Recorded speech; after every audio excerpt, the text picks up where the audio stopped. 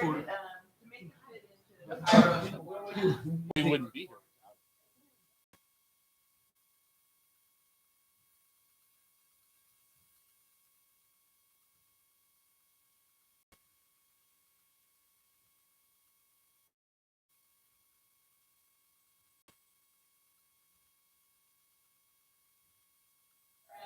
What time is it? They might even shout out to you during segments. So, 1, 2, hello. if found the restroom, you're welcome to get up at any time. So it is 12:25. Eamon is making a delicious breakfast. Hand pie with cinnamon, squash, some cheeses, Philadelphia, for about half an hour or so. And the whole point is to have fun with the kids. I'm going to turn on the grill so we warm up a little bit. Hey.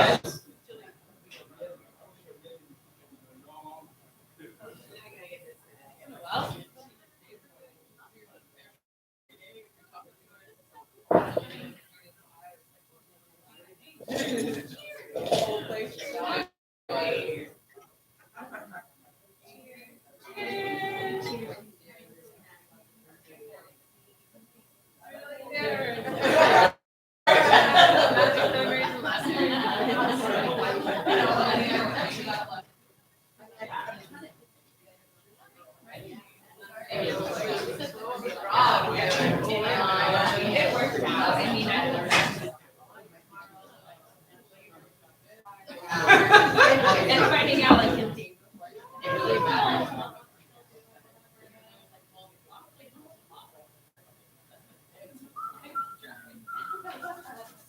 All right, let's get this party rolling. Yeah, exactly. Fire. Yeah. Any wood I can put on my campfire. Let's turn on the fireplace.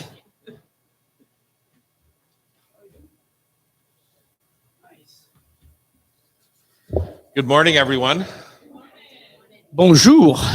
You have met Pamela. This is Sean, our technical director. Eamon isn't back. He's running the house today. You all know the chef and the chapeau. Bonjour.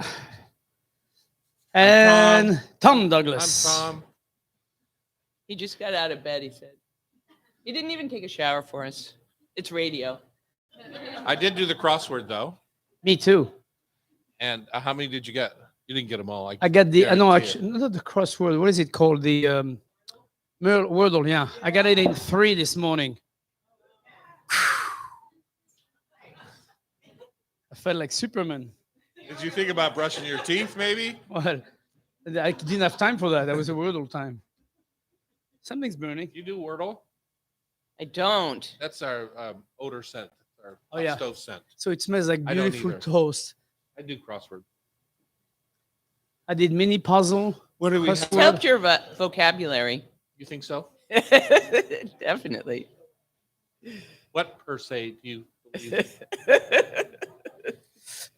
What's a vocabulary? Has builder? everyone taken a look to their left to see my mother's stove that I inherited when she Oh, passed it is here. in August? Beautiful.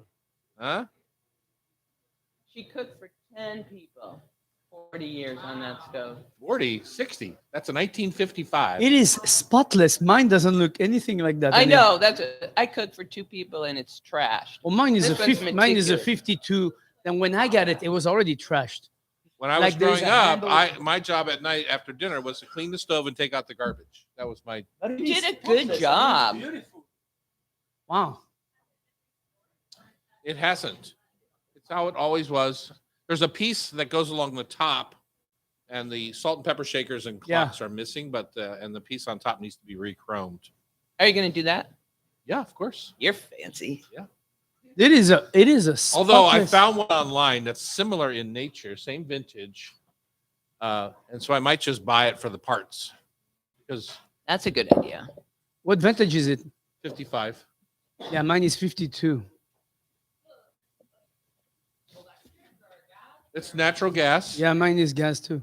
You can find them online for about anywhere from $10,000 down, depending on how good a shape they're. Yeah. Yeah. This one's got a chunk off the right side of My guess is when we moved from Cleveland to Newark, Delaware in 1964. 2 ovens, 2 broilers, 6 burners. All right, what do we have? Do we have lunch today here at the hot stove? No, Oh, so you guys are being lazy today. we're geared. We've got a big lunch party tomorrow and a big cocktail class tomorrow night. What's then the you're cut? done. You have anything between Christmas and New Year's? Classes every day, sold Okay. out. Good. It is the time. Fill up the coffer because January is around the corner. Yeah.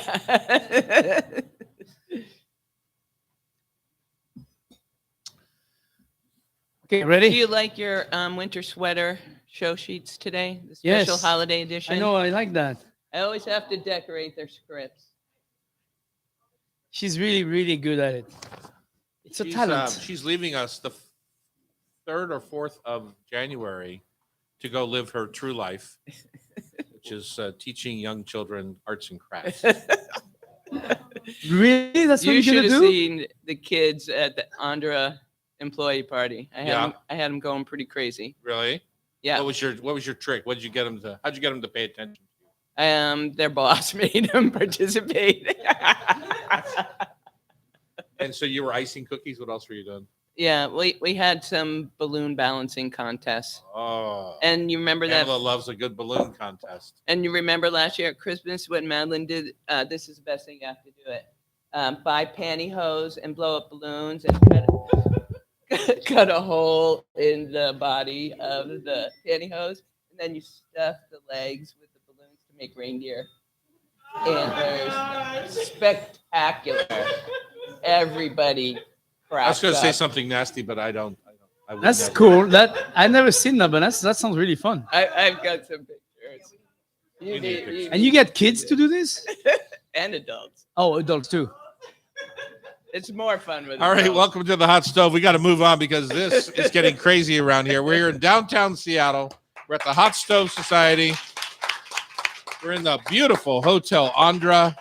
We have a lovely audience today that's going to be ripe for Terry's audience Cherry and motivation Mary. tactics. Very cherry and merry, I think. Cherry and Mary. Cherry like in the liqueur or Yes, of cherry course. as in cherry? No, the liquor. Oh, the liquor. Okay then. Okay, I'm then. Terry Rotero, the chef in a hat. And we're thankful that you're with us. Hopefully, you're listening to us on Christmas Eve or Christmas Day, and we're having a ball, and you're opening presents and you're making a big. What are you making? I know what we're making on Saturday night. We're making a big rib roast, but there's so many people have different traditions. So I we're gonna- wanted to do vegetarian and I got voted down. not by me. I didn't say anything. I know it wasn't Okay. A you. big broccoli rib roast. So we went from vegetarian to a standing rib Standing. roast. There was no in between. There's no in between. No. Okie dokie. I like it. And one of the great things about me helping Pamela with this rib roast on Saturday is that she has handed me a recipe. Oh boy. And Get it is ugly. it doesn't happen to be from my book because I do have a recipe in my book for standing rib roast. So she's a lot like my daughter. She'll stand around it's all from one of night, your look at her iPhone. Seems and like the closer they get to you, the more they the less divert they use my book. and go get some recipes. The good news about it all is it's my friend Bruce Aidells' book that she gave me the recipe Oh, from, good. and so I haven't seen Bruce in a couple of years now. Bruce, I know. and he's married to Nancy Oakes, who has Sure. a Boulevard restaurant down He's in San probably Francisco. taking it easy. I certainly hope so. You've all seen his face on meatballs and sausages at the Costco and grocery stores. He sold his face, his image, That's right. about 20 years ago now. And he's doing well with that. Well, he did well. I tried selling He mine. doesn't They get sent a it cent. back to me. Are you going to sell your face? I said I tried to sell mine. They sent it back to me. They sent it back to you. I don't know what that meant. We're delighted to have our audience here. They're about to get a tasty breakfast made by Eamon and our Hot Stove team. Tickets for taping are $25 on the Hot Stove website. If you want to join us at any time, we tape generally, except over the next month. We tape generally on Thursday mornings from 9 to 11 here at the Hot Stove. We're going to have a great big. How's our New Year's Eve celebration tickets selling? we need to sell a few more tickets, Okay. so I'm going to work on that this week. We're limiting it to what? It's a small, intimate group of 8,000. Yeah. 8,000 would be good. What are you finishing the Space No, Needle? I think we only take 30 or 40, Yeah. right? Yeah, exactly. 30. So it'd be fun if you're looking for something to do on New Year's. Come join us here at the Hot Stove, and we will celebrate together. We end at 11, so that everyone has time to go to the needle afterwards. Right. No, And absolutely. that I have time to go get my beauty sleep. That's right. Or you can just stay here at the Andra. It's good. It's a good staycation. Yeah. We're going to talk about enjoying caviar, chocolate cheer, with with tropical what? Mendiants. What the heck is that? You love them. It's the bark. Oh, of Oh, what? So mendiant, just so you know, the French word mendiant Uh-huh. is actually pronounced mendiant. We don't pronounce the T at the end, but also means beggar. Somebody on the street who's begging Who's begging? is a mendiant. Okay, then. We're going to, as I said, dissect Bruce Aidells' recipe for standing rib roast, woodchuck warmers, and other cocktail ideas to leave for Santa. You know who Santa is, right? So thank you for that. Veggies dressed up for company. Jackie Cross is going to join us here, my wife, at the end of the show with a new recipe for the gingeriest gingerbread. Is that a word? Gingeriest? We get to eat it. Lastly, of course, we're going to finish the show with our Rub with Love Tasty Trivia Challenge, which I fully, I've been just crushed for a few weeks now. And I think for my Christmas present from you, Yes, I'm asking dear. you for the easiest questions possible today. Yeah, you're trying to put your plug in. Yes, exactly. Good, good. Okay, Chef in the Chapeau, what is your taste of the week? My taste of the week is what everybody, I would encourage people who can afford it to do it, is to send a couple side of coho salmon from Bristol Bay through Eva's Wild. Sakai, pardon me. Through Eva's Wild website. I just did that to I don't know if I should say that in the air because I haven't got it yet. So Say it. present. It's a present. Yeah.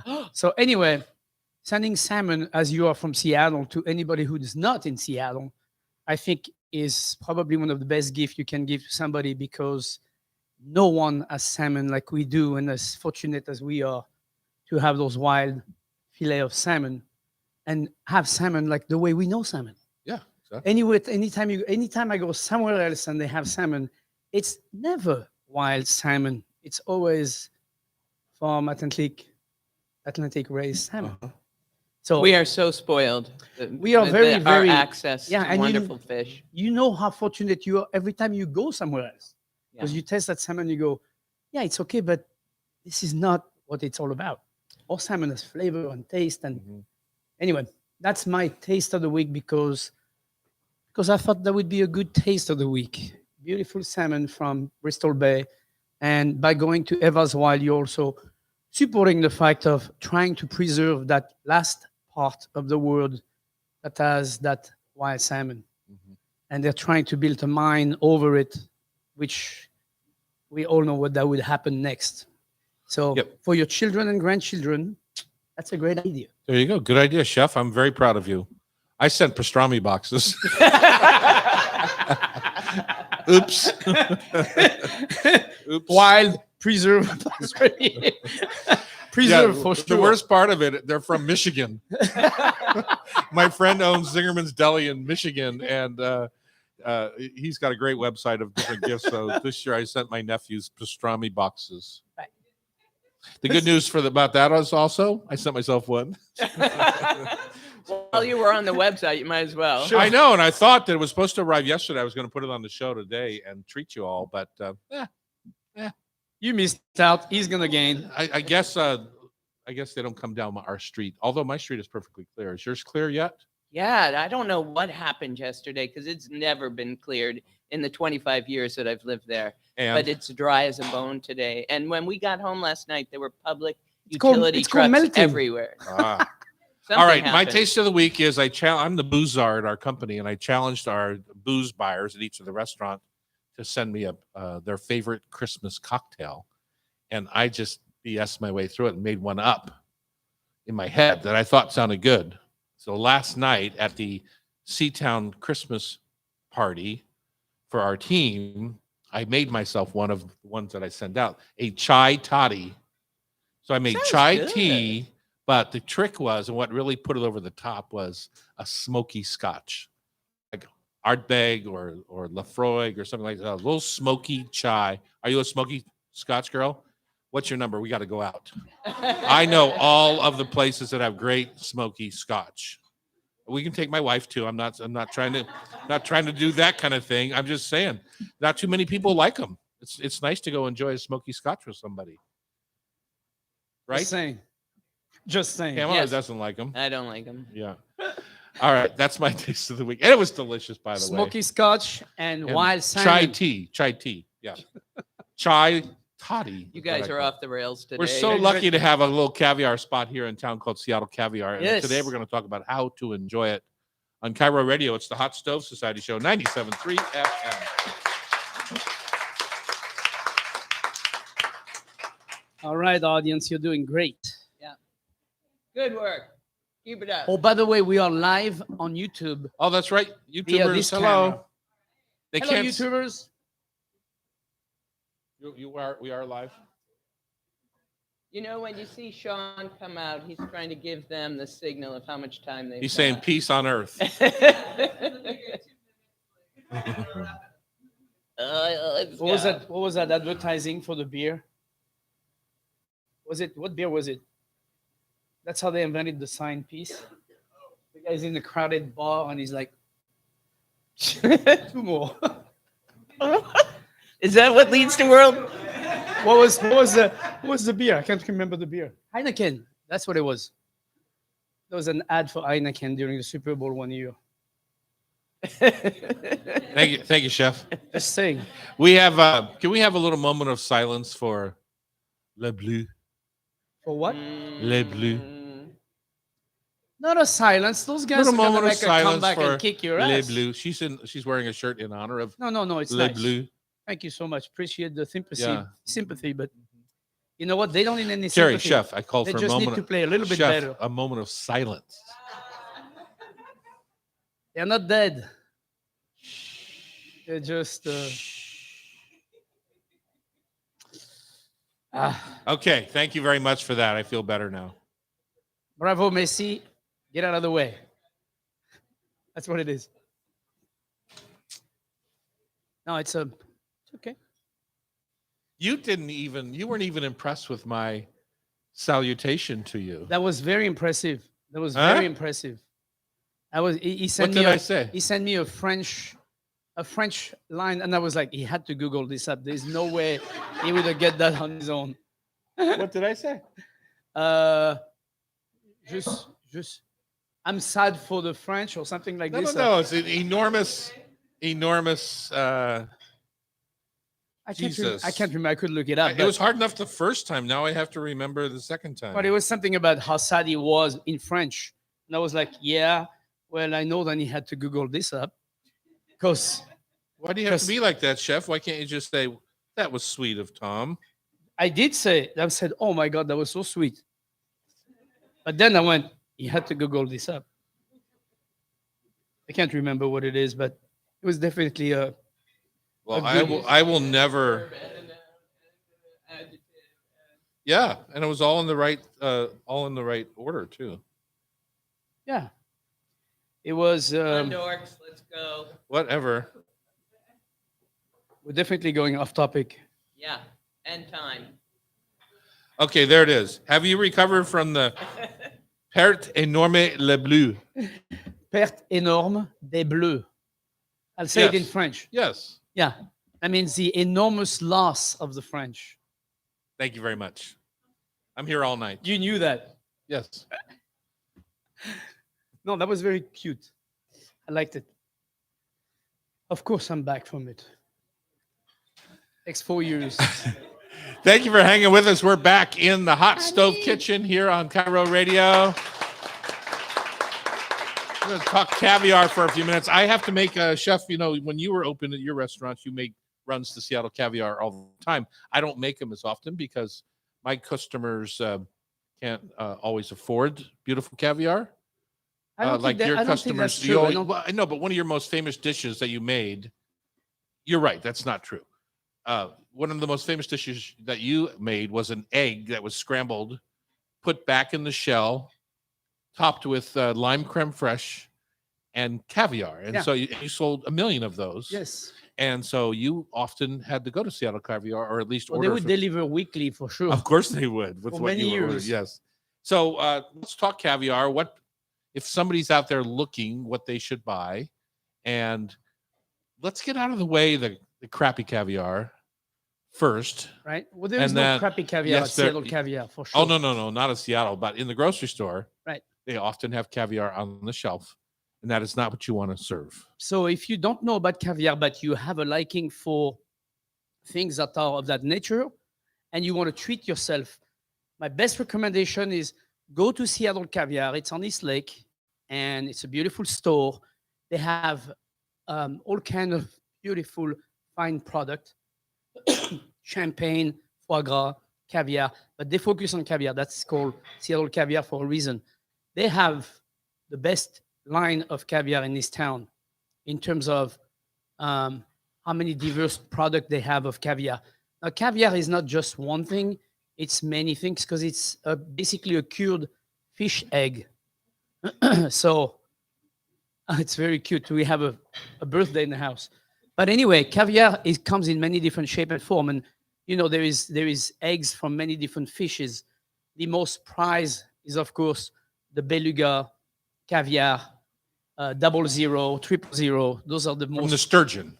right, and they're the most what do you call it? The most prized in Right. the world. But we can't get it because it's almost always poached. Correct. Yes. Yeah, and Not poached so, like in boiled, but poached as to in me, stolen. the best, one of the top caviar that's at Seattle Caviar is the Idaho Farm caviar, which is absolutely incredible. It is much more. First of all, we call it local caviar because it's in Idaho, right close by.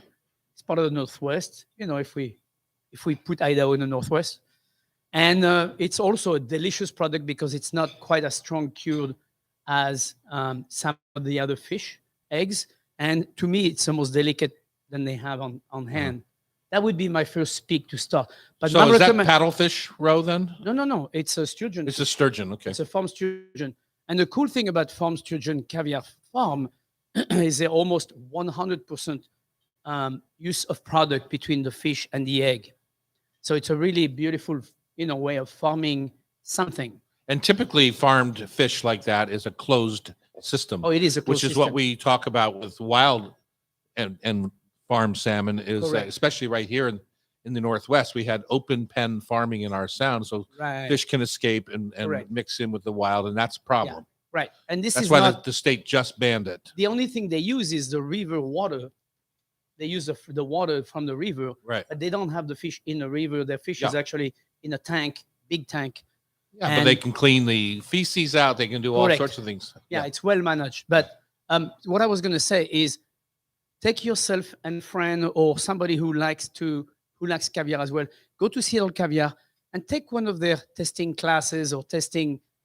Go there for an hour or two, and then devote yourself to learn about caviar, from trout fish roe all the way up to flying fish roe and all the way up to caviar, which we know the black eggs that we know from trout and from sturgeon, and just educate yourself about all the different kind of caviar there is out there, because All there is a lot of them. So if you want to go cheap in the beginning, Right. if you think you don't want to take a chance on spending $30 to $50 for an ounce of caviar, you can start with kind of the Greek dip of terra masalata, which is Sure. kind of like just an inexpensive caviar that's mixed with, well, I don't even know what terra masalata, yogurt probably, or feta or something of that, maybe a combination.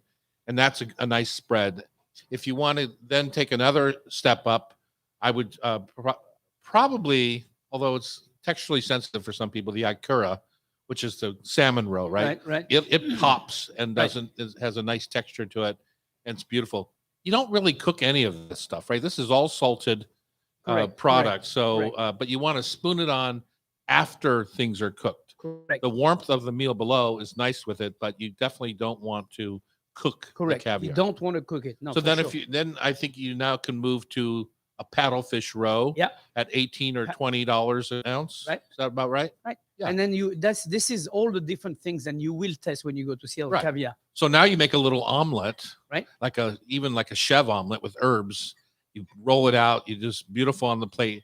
You put a little bit of sour cream on top of your omelet, Right. and then you put a dollop of the paddlefish rub. Sure. And you are a genius. Right. Or you take a piece of raw salmon from Evers Wild. Yeah. We talked about it earlier. And you just take a thin slice and then you put a little bit of argan oil, which is a nutty oil. And you put a nice spoon of that caviar on top of that fish. Mm-hmm. That will also be a beautiful combination. So then we step up to the next level, we'll say, which is the Sevruga or the Osetra Correct. of grading of the farm raised, somewhat local, at least Right. West Coast caviar that's Mhm. available at Seattle Caviar Yep. at probably $45 an ounce, Yeah, right? or 50 or 60. I mean, it goes up. The prices have risen quite Yeah, maybe since like I everything bought. else. Yeah. So what do you do with something when you're getting into that level? Let's say $50 an ounce. You're getting To into me, that. this is the Sevruga is what I would put on top of cooked fish. Like if I was doing a nice beurre blanc, for example, Uh-huh. with a piece of white, let's say lingcod. You just do a nice baked lingcod or poached lingcod, and then you put beurre blanc on top. That's when I would put my caviar right on top of Sevruga. You'd use something as fine as Sevruga. Oh, yeah. Because to me, I'm starting to get to the point where I'm only going to use that where that is Right. the entire star. I So s- on a buckwheat blini or on a Correct. piece of buttered toast. That is also where I would put it on the that and the Osetra. I mean, Sevruga and then Osetra a step above that. Well, is let's where- stay on Sevruga for 1 second So because I want to Sevruga say. is definitely what I would put on Okay, blini. so here's the problem I have. It's a little bit like steak tartare to me. Mhm.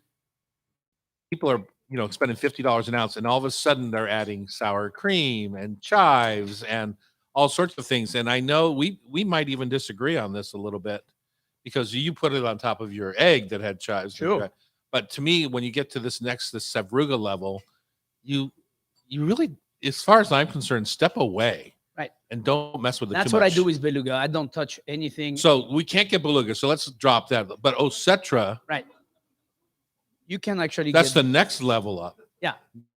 you can get Sevruga. I mean, Osetra. And Osetra to me is the So princess. it's a grading. It's not necessarily the real Osetra from the Caspian Sea. No, Caspian Sea, right? Right. No, 'Cause it's we don't buy from that. local. Yeah, it's local. home and domestic.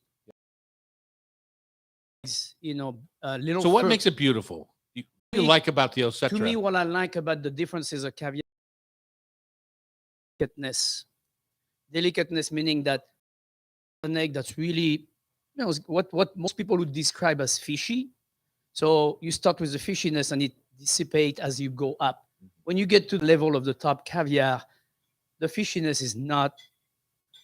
I hate to call it fishiness. yeah, 'cause that's not not really there. the Yeah, word, it's not the right word. but the 'Cause that It's sounds more t- briny and it sounds oceany. terrible, yeah. brininess and the ocean depth than you get. Same with sea urchin. If you have ever had sea urchin, now wait a you know- second. One's freshwater and one's saltwater. right? But the point is that the brininess, The briny and comes from salting. and Yeah. and the flavor that comes up once you start brining the eggs is different from the bottom all the way to the top, and delicateness that comes with those eggs and the texture of the egg is so delicate when you get to the beluga and the Osetra. I mean the Sevruga. Pardon me, Osetra and beluga are so delicate because the eggs become. They have this thing when you put it in your mouth that doesn't have any resistance. It's just like melts in your mouth right under your tongue, and it gives you that unctuousness.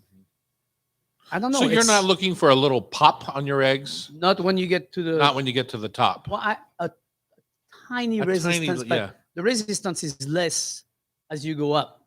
I mean, the flying fish roe is obviously cracking, Right. popping. The trout roe is popping.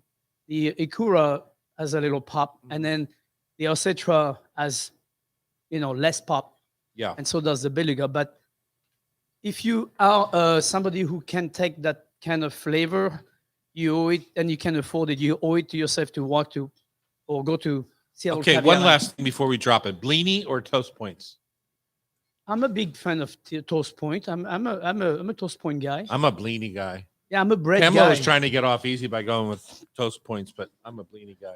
Are you gonna make them then? You bet. I'm happy 'Cause to. last Wait, year what I kind made of caviar you got? toast points, but the kids ate all the toast, and we didn't have any for the. What's the caviar you got? Chocolate is especially comforting and celebratory in winter. And we're going to talk about that when we come back on Cairo Radio 97.3 FM. Now, you guys are way off on the pricing. The Osetra is Israeli and it's 100. $145. Yeah, exactly. Oh, And the Idaho is 100. And the Things have gone Siberian up. sturgeon is 80. So I think we're having golden white We fish should this do one year. of those. We should do one of those wow. interrupting bulletins. Go ding ding ding ding ding ding. I asked Yep. Pam what I could bring to dinner on Christmas Eve, and it wasn't like 1 second. It was caviar. Now I know why. I'm no fool. Huh? Yes. Yeah, Absolutely. that would be fantastic. You could do potato chips. Only if like a gaufrette is what would be nice. If you're making homemade potato chips, make a. Well, you said thicker. Like I wouldn't put a Tim's chip with it. They're too tough. Yeah. but if you make it yourself, yes. But if you make them yourself, a little gaufrette. So do you That have is a mandolin? great idea. So just go down one way on your cut and then across the other. They're waffly, but they're so delicate. But make sure the waffle is not too wide because the caviar eggs will go through. Yeah, that's gonna leak on your fingers though. I don't like creme fraiche with my caviar personally, but he does. He puts it on. It depends on what caviar you're using. Yeah, if I don't know, I like creme fraiche. Yeah. I'm a big fan of eggs and creme fraiche. Like he said, the scrambled egg and caviar. I think it's one way to have the caviar with hot. I think it's also a nice bridge for most people to be able to eat the caviar, and that's one of the reason I.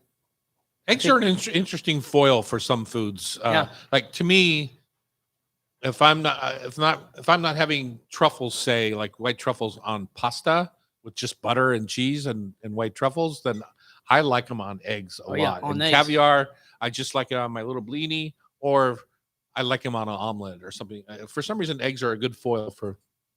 It's a good vessel. Yeah. Yeah, eggs on eggs. Double egging. That's what it was. It was scrambled egg and. No, but we did in the kitchen. Yes, we didn't. We never did in the dining room, but we did in the kitchen. Yeah, eggs on eggs. All right, here we go. It's back in the hot stove kitchen. We're having a very celebratory show today. We're talking rib roast and caviar and all the fun things that you only do maybe once a year. Little rectification on prices, Pam. Did you want Oh to do yeah, that? Pam looked it up Yeah. during the break. These guys were way behind the times. It's really 145 for the Osetra an ounce, 100 for the Idaho, and 80 for the paddle. No, I can't remember the last one. I asked Pam how much I should bring for the 10 of us at dinner, and she said, "Oh, a pound." And which Just kind of like an offhand pound. kind did you She buy? likes the Osetra. Yeah. Yeah. Let's see, 16 times 140. Oh. Hmm. Ahem. Chocolate is especially comforting and celebratory in the winter. And Pam, you found a recipe in Food and Wine that kind of knocked your block off there. Tell us about that. It was a beautiful way to make a chocolate open face candy bar, mendiant. Now that Terry has educated corrected me us. on how to say it, but it's a way to customize these beautiful discs with tropical fruit like papaya and pineapple. So you temper your chocolate and pipe it out into a round, and then you can go crazy with any kind of Anything, assortment of nuts and fruits. So it's like a fancier version of a chocolate bark. And super simple to And do. Yeah, super simple. simple, and you can customize it to your favorite things. I'm going to try it with some coconut and pistachios and a little bit of chopped papaya. So I think the idea is that you buy you go to Chef Shop or somewhere and you buy like 5-pound bar of chocolate that is your favorite mix. So how do you temper it? Do you know? I know Chef. They've got in this recipe, there's a method in the microwave that looks really easy. But I would prefer to just have that wonderful rhythm of cooling and Yeah, I mean, heating it on my marble. the idea is you cut your chocolate in small pieces as possible, and that facilitates the melting down because you want it to go as fast as possible to melt. But you're not using a high heat; you're using water bath, and you're looking at your chocolate melting, and you're moving it the whole time it's melting down. The idea of tempering chocolate is you bring it down to 40 degrees, and then you bring it back up to 80 degrees. So the movement of melting the chocolate down. Did I say 40? You said 40, I didn't and mean you must 40. be probably centigrade, didn't or what are mean- you You talking hanging about? out in the 40. walk-in, or I mean 40 degrees Celsius. but Celsius, yeah. thank you. I was like, Yeah. I'm just thinking of the temperature outside. I'm thinking that's pretty mighty cold. Yeah. No, 40 degrees Celsius.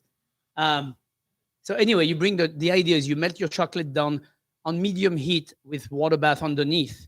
So you have the chocolate in a bowl, small pieces. You melt it down, and then you let it cool off gently while you're moving it, and then you put it back in the water bath and bring it up to temperature to about 80 degrees, 90 degrees. You bring it back up to that temperature, and then your chocolate is tempered, which means that it won't separate once you use it into a covering of anything, or And it won't Make- cloud up. it won't cloud up and it won't separate, which is one of the thing of chocolate. You know, if you drop a drop of water into your chocolate while it's melting, I don't know how many of you have done that, but it's really not very. It seizes. It seizes, yeah. Yeah. It becomes this clump of chocolate. Okay, And- what I kind of like about this and why I think it attracted you, Pam, is that it's like an arts and crafts project. Yes, because Once you you can get make a mosaic. Yeah, once you get the tempering down, okay, now you've got the chocolate and you can pick whatever ring you want. Right. Now, chocolate's too thin, right, to go into a cookie cutter and keep a shape of a cookie cutter? No, I mean, so yes, it is too thin, but if you pour it over a parchment paper that's been oiled gently, Uh-huh. so you have a little fat or wax paper, and you pour your chocolate over that, you let it cool off gently. And In a then when- mold? I'm talking about you. We're trying to make a gift here. So in a Hold on, mold? hold on. Okay. So you let it cool off. So now you have a sheet of chocolate, and as it cools off, you take your Oh, I see what your you're saying. ring, Yeah. your cutter, and then you cut the chocolate while it's still malleable. Yeah. And then now your rings are made. You let it cool off all the way. Okay. And then do you have to remove- retemper what's no, left? no. Then you, to use? remove those rings, those circles, and you have chocolate circles. Yeah, but you got a bunch of chocolate left on the sheet. I'm saying, Oh, do you that just you can- retemper that and melt Oh that yeah, again, yeah. right? Yeah. That Okay. you can remelt. Okay, so Pam, you're the arts and craftsy person around here. So what's going to make your medallon Mendiant. special to you? How am I going to know when you drop 3 of these on my front porch? How am I going to know? Oh, these must be from Pam. Because it's going to be a beautiful symmetrical design. Like, So it'll what does that look mean? like a piece of tile Moroccan from art Morocco. Okay. Yeah. You know, the other thing you could do, as I was thinking about that, the other thing you could do is you take your pastry roller, and when the chocolate is still soft, you put it over your pastry roller, so Oh, so it has yeah. a half round shape. So now it becomes a little basket, That would be. and then you could take some fill it icing. with cream. You could say put some icing on the outside. You could write a big, beautiful P on the outside, so people will know it's I from could Pam. sign it. Yeah. Oh, this is There you getting go. good. Now we're getting good. Okay, so now you've got your tweel, well, your tile. Are you going to spray it with edible food colors, or are No, you going no, to put no, 'cause something? If you temper the Carrot chocolate, juice. you want people to see the gloss of it Okay. and the snap of it. So I what wouldn't is your wanna mix cover that it. you're going to put on top? What's your mendion? Pistachios, Yeah, Toasted. toasted, Toasted, salted. toasted and salted. Thank you Okay. very much. If I had forgotten that stage, Crushed. disaster. and they're gonna be crushed in smaller pieces, and you're gonna. Dust the whole- I asked her what her thing is, chef. I'm talking for her because I was with her when she said. I'm not sure about my coconut though. That has to be toasted. But how to make Well, that? pistachios and coconut. Yeah, Okay. together. How to make that artistic? And remember to make the pieces small, because the bigger the pieces, the less it will stick, and the more disproportionate it will become into your chocolate. Thank you. And into your bite, right? Into your Because when bite, you yeah. take a bite of it, you want a little bit of everything in Yeah, there. that coconut, Uh, they're about an inch long, or more than that. You don't want those pieces to be No, I hanging from know. your they'd chocolate. be- So you want to cut it down, chop it down. In the recipe, the top colorful fruits were sour cherries, golden berries, cranberries, or goji berries. And those all sound like a perfect contrast with a really nice That's funny dark 'cause chocolate. I was taking cranberry and mangoes because mangoes are really in season in Hawaii right now, or someplace somewhere. Somewhere, No, there is somewhere beautiful, they're in season. there's beautiful mangoes. There's beautiful mangoes on the market right now, and I was like, oh yeah, mango and chocolate. I like mango and chocolate. I think it's a good combination. And then the cranberry, I would put them in sugar, let them sit a couple of days in sugar, and then toss them in the middle of that mango, so you'd have that pop of like sweet and. So I think the big thing here is we're making a craft project. You got it now. You got a chocolate base, and you've got some nut and coconut. But now you're getting into fruits that, if you don't handle them properly, they're going to weep all over your chocolate, right? So they That would have not to be be good. dry. I would And so- advise to let the person who gets the gift to finish the dessert. Well, no, I mean they have these in all the stores. So what do you do to make sure that your fruit, your mango, doesn't weep and isn't all over? You know what I'm talking about? Yeah. Your cranberries too. You can't just sugar them. Well, one of the solution is to pre-whip, meaning that you make it whip first, and then you drain it. And So how do you do that? well, you could do. So you got a fresh mango. What do you do? You could do rendering in sugar, for example. You add a little sugar to the fruit. You leave it on the rack overnight to be basically whipping, so the water will come out of the fruit, and your fruit will be. You don't have to cured. oven dry it at all, or But you could. That's another way you can do it, is to do oven dry, like in a dryer, and dry your mango, and you can choose It's how got far. to be dried. How far you all wanna dried go. fruits. Yeah. well, we're talking about if you're doing this, because you're not going to just go buy dried fruits to put Yes, on. I am.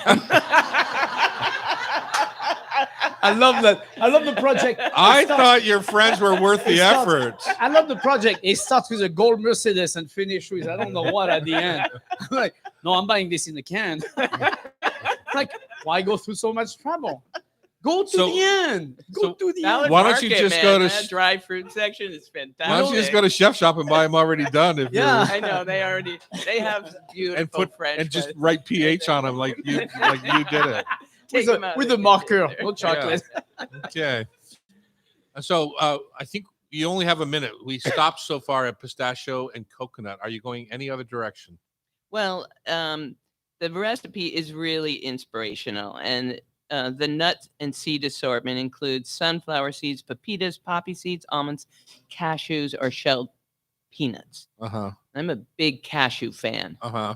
so I think I want to get something in. Use the cashew for the white. Choose one of the red fruits, and then something golden. And Well, here's the thing. The butter roasted curried cashews that we make here for our spinach salad would be delicious on chocolate. yes, Just saying. Just saying. I wonder where I can get the recipe Yeah. for that. There might be a book in this There gift might- shop over here that has I that love that. recipe. Once again, Tom. Not to mention the prime rib roast recipe. and I'm that's sure in there is there. a rub that could go well with that chocolate. Yeah, exactly. Well, that was fun. Yeah. I think we've inspired people to make their own little how do you call Mendiant. them? Mendiant. Mendiant. Mon. Mendiant. You I'm miss- going to be so elegant when I Yes, say you that. I would tell you to go get a Yule log at the Dahlia Bakery this weekend, but they're all sold out, which is nice. The other things to go with chocolate crinkle cookies. I Oh, love somebody those. better be making some crinkle molten cookies. chocolate cakes, chocolate hazelnut torte. That would I be up want my that. alley. Yeah.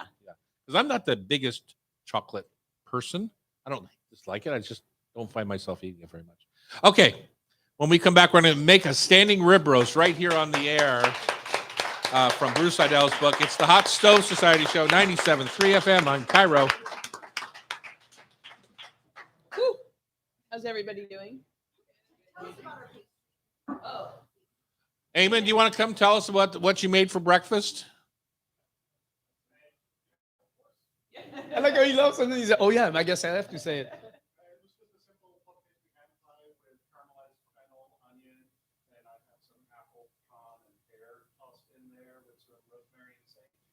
And that was all in the hand pie? Jeez Louise. And then was there a fruit cup too? Okay.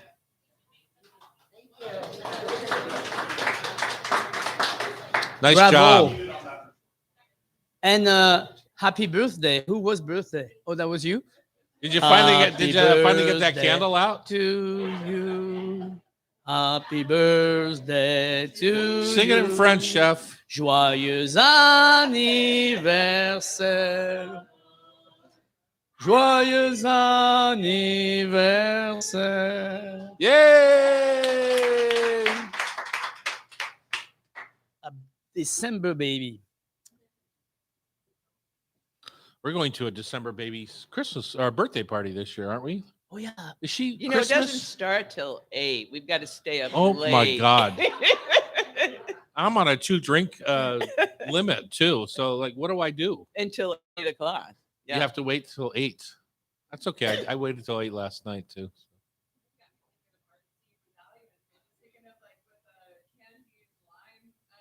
Yeah. A little. Oh, yeah. Oh. Nice. Nice Lovely. direction. Okay, chef, are we ready to make a rib roast? No, I'm gonna listen to you because I'm making broccoli roast. We're here in the hot stove kitchen talking Christmas and holidays and all the other goodness that's happening this time of year. I'm Tom Douglas. And I'm Thierry Roturo, the chef in the hat. We have a lively audience that just ate a fennel and pear hand pie. Is that what he said? Is that what Yeah. anyone said? Fennel and pear hand pie. They look pretty happy about it, too. Yeah. Hand pies are one of those things you just make in a large batch. You can freeze them as in the raw form, and then you just pull them out and bake them up when you're ready for them. So I I have you, a recipe in my book for that. I told you I made the carrot ones last week. And they with were the whole wheat crust. bought Oh. the crust at Coils. Oh, you bought the crust? At Coils, yeah, it was What happened to my spectacular. Pamela? That was Wait, now she's buying the dried I know, fruit. it's She's like, buying the- she definitely gave I up on the idea of I getting. used to have so much respect. I think she figured out how to not do the dishes. She's not Okay, making any dishes. let's make a standing rib roast, chef. I will. Can I just preface this on ahead. what to buy? Sure. Okay, so a standing rib roast is basically a rib roast that has the bones in it still, right? It's a beef rack. It's a rib roast without the bones, but it's not a standing rib roast. It's a Okay, rib. What do you mean? just not it's standing? just a rib roast without the bones. Yeah. If it's a standing rib roast, it has the bones on it. Correct. And then it's not prime rib unless it's prime. Yes. Okay, because everyone wants to call it prime rib, Right. but it's not. Right. It's choice rib, or it's select rib, or it's wagyu rib, or it's prime rib. Right. Depending on the grade of the meat, right? Well, the English language get a little bit taken with the prime rib word, and yes, they do. people like the word prime rib. I just saw standing rib prime rib roast at Costco for $14 a pound. Are you serious? Pamela bought hers at our good buddy Donnie down at Don and Joe's Meats. Yeah, that's where I'm hoping this is his last Christmas. He's been trying to sell his company for quite a while now, so I'm hoping this is his last Christmas. I think I bought my last turkey from him, but anyway. Okay, so now we have a standing rib roast, and I think about a bone per person. Yeah, so 7 bones. Right, if A you- bone per person is a that's lot, for me. So if you have 10 I'm a people, little I bit would say older at now. least. I'm not taking that kind of much meat. Too for- much. for dinner. For me, it's like 3 ounces, Well, if that's too much, I'm not coming to dinner. 3-4 ounces. No, I'm gonna give you that much, but I'm not gonna eat that much. Okay, good. I don't care how much you eat because I want my guests to be happy. But But you also want to have leftovers. no, of course, Yeah. yeah, that makes great tacos. I mean, Yeah, you can do anything with the rib roast. So, okay, so now we've purchased the rib roast. Do you remember what you asked Donnie for? 5 bone. There's What? Aren't there 17 of us? Well, we have people that don't eat meat. We have some halal eaters, and we have some children. So you'll have plenty. Okay. Tom And is it's a already standing rib roast. It's I on the love bone. Tom. It's on the Tom bone. is already bone. worried that he's not gonna I have know. enough food. Going to someone's house. You know, you Stock could up do on the just a caviar. little bit less beef and have some of the other stuff too. Yeah, I agree. Okay, so you gave me a recipe from Bruce Aidells' book called The Great Meat Book, right? Yes. And Bruce Aidells, as many of us know, is the guy with the chubby cheeks on meatballs and sausages at your local grocery store. That's the business he was in until he sold his image and his brand. I bet his say- books did more for him, though, because his books are so highly regarded Uh-huh. and flawless. But yeah, you don't. No, they didn't. They He didn't. made millions on his On sausage selling company. his sausage Yeah, company. exactly. Darn. So, I mean, that's a lovely thought, but that's just not the case. So standing rib roast, his recipe calls for taking that bone and taking a knife and running it against the bone and separating the roast from the bone, except for about 3/4 of an inch at the end. That's the part I'm nervous about. Well, I'm going to do this for you. Goodness. Um, I do have some issues with his recipe, though. So I'm just saying. Oh, So- well, let's so- dissect So it. let's We're going explain to. why he does that, first of all. So what he's doing there, he's stuffing his rib roast. So he's making an Italian sausage and bread stuffing like you might make for a turkey, but he's making it and he's putting it. So he sliced that open. He's taking that and it says fill in the gaps between the bones with the stuffing. There's no gaps. Number I know. one. I couldn't picture. Unless you're what he going to was dig trying- out the meat Yeah. between the bones, there's no gaps. Right. No. Number two, you're going to put the stuffing in and you're going to retie the rib roast. You know, it's still connected by that 3/4 of an inch. You're going to retie it to the bones of the rack. That's what he says to do. Yes. Now, my problem is, It's not the crown. well, no, it's not. It's not about the crown. But my problem is that if you want that rib roast at 100 medium rare, right? You're only going to be able to roast that roast to 125 degrees. Right. And then it rests and it gets to 130 for Never get the medium rare to real medium. sear. You won't get a sear, but you also get stuffing that's not Cooked all of them. that's got raw meat juices in it, Yeah. essentially from the middle of the roast, and it's not cooked enough Yeah, because to a proper temperature. it's funny because I thought he was doing the cut to the bone to open the bone to cook the rib, the meat better. Yeah, Like- but he's no. That's not it because he's tying it all back together. Ah. It's a little bit like putting stuffing in a turkey, and so the stuffing if in my restaurant that stuffing has to be at 155 degrees. Yeah. or else you can't serve it. It should be in anybody's restaurant. Well, I'm just saying. So in my mind, while I love Bruce and I love the idea that the meat is dripping into the stuffing, I know. he's already got Italian sausage in there. Just don't do the stuffing part. Put that in a side casserole, make it crispy. I personally, since you have a bunch of veg heads coming to the house, I would That's a just good leave idea. the sausage out and make a good like porcini mushroom stuffing. Yeah. Mhm. I don't know if you've seen my porcini rub over there on that in the gift shop over there, but no, honestly, I just think for a big group like that, where the roast is going to be sitting around and cooked on low, I mean, you're probably going to be cooking it for. If you're letting me cook it, I'll put it on the charcoal grill and get it out of your kitchen way, right? So because you want to free up your oven to cook other things at your house.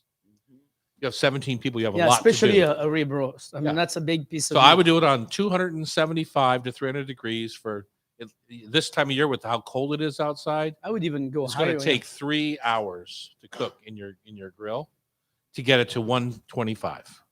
And I don't want to make it too rare because you don't like rare. So, but that's what I would do with this particular recipe. I'd put the stuffing on the side and go from there. Any other And- thoughts on that? No, but I'm with you, Pam. I personally, I don't like it when it's rare.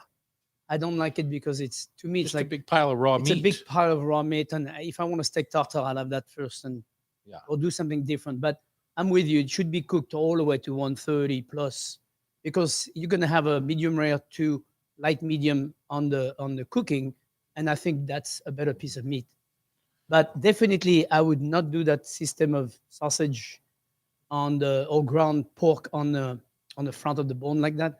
I'm not buying that either. Well, the sausage is pre-cooked. I will say that, but all of that is then the just sausage is pre-cooked. yeah. But it's never going to get above 125 degrees when you reheat for 3 hours. No, that's true. You're asking for trouble. I Yeah, I am mean- so glad we've had this conversation because I think you've just saved dinner. But So, really, what I'm here's the- interested in is the whiskey sauce and the horseradish crema.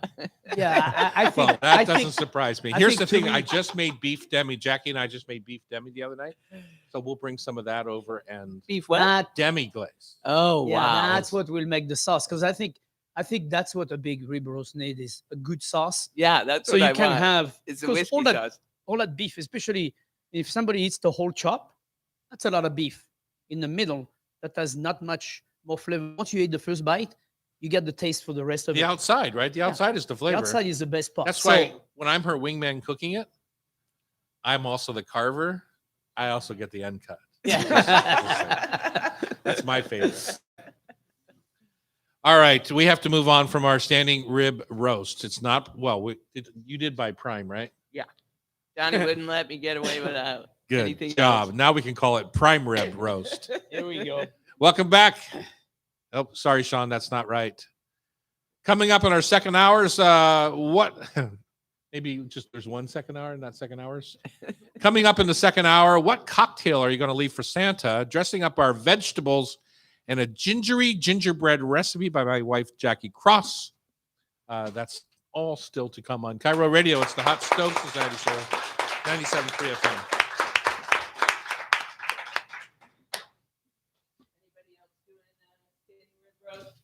Oh, really? How are you doing? You know, you have to stand the entire time the roast is roasting.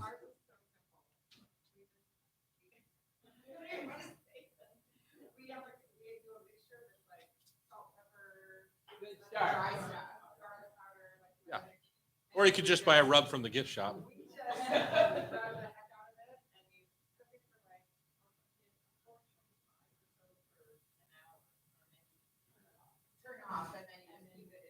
Yeah. Yeah. Yeah. How many of you here have, Tom, I just thought of an idea. Oh my God. Brace yourselves. Brace yourself. This is good. This is good. We should have a meat thermometer from Hot Stove radio show. Because how many of you have a meat thermometer? How A many good of- one, a digital one. How many of you actually use it? Yeah. So there is tons of people who don't use their meat thermometer, and there's tons of people who could use a new one.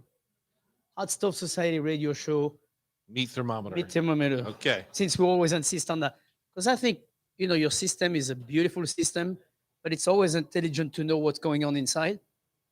It's a beautiful safety because it really sucks when you're cutting a rib roast in the middle and it's, oh man, it's not cooked or it's overcooked. One of the two. Both are not very cool.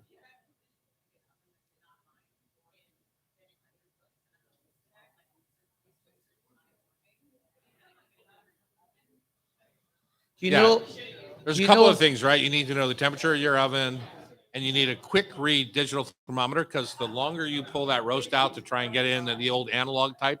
So now you're 3 minutes, your oven heat's gone. You haven't accounted for that. right?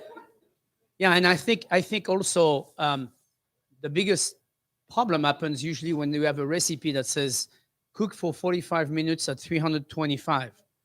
You always should check at 30 and see what's going on and see if it's following protocol and if it's Yeah, and You make know, sure your rising. oven's at 3. Make sure your oven actually is make at sure your oven 325. is actually 325 and all that stuff. So Well, I like your starting out with a hot charge. yeah, I do that with duck too. Anything I want to get a little crust on and then turn it down. So all right. the thing that they always did in prime rib restaurants like Lowry's and stuff like that is they always cooked at 225 for like 8 hours because there's no shrinkage in the Right, meat, right. right? And so when they're slicing it, they get the maximum out of the volume of meat that they have, so they make the most money. Yeah, it's one thing you see a lot in buffets and big, places that are special for holidays. Their prime rib is never ever has a beautiful crust, No, and it's always like that kind of. The whole thing is kind of like the same kind of like blah blah texture to me. I call it. It's like, man, I take the rib and I just open it, butterfly it, put spice everywhere, and grill. that's the why people sucker. love a rib steak, right? Because I it's the know. same thing, but it's seared on both sides. Yeah. There's a lot of reverse sear articles out right now about them too, yeah. so that you get that good Yeah. crust. All right, you ready set to start second hour? Yep. Let's party. Hello, Jackie. How Hello, you doing? Jackie. Hello, Jackie. She might like you more if you talk like that. If you use the French accent, Jack. Would it work? Would you like Tom more? Okay. Oh yeah. Oh, yeah. Oh yeah. That wasn't just a yes. Uh-huh. Uh-huh. uh,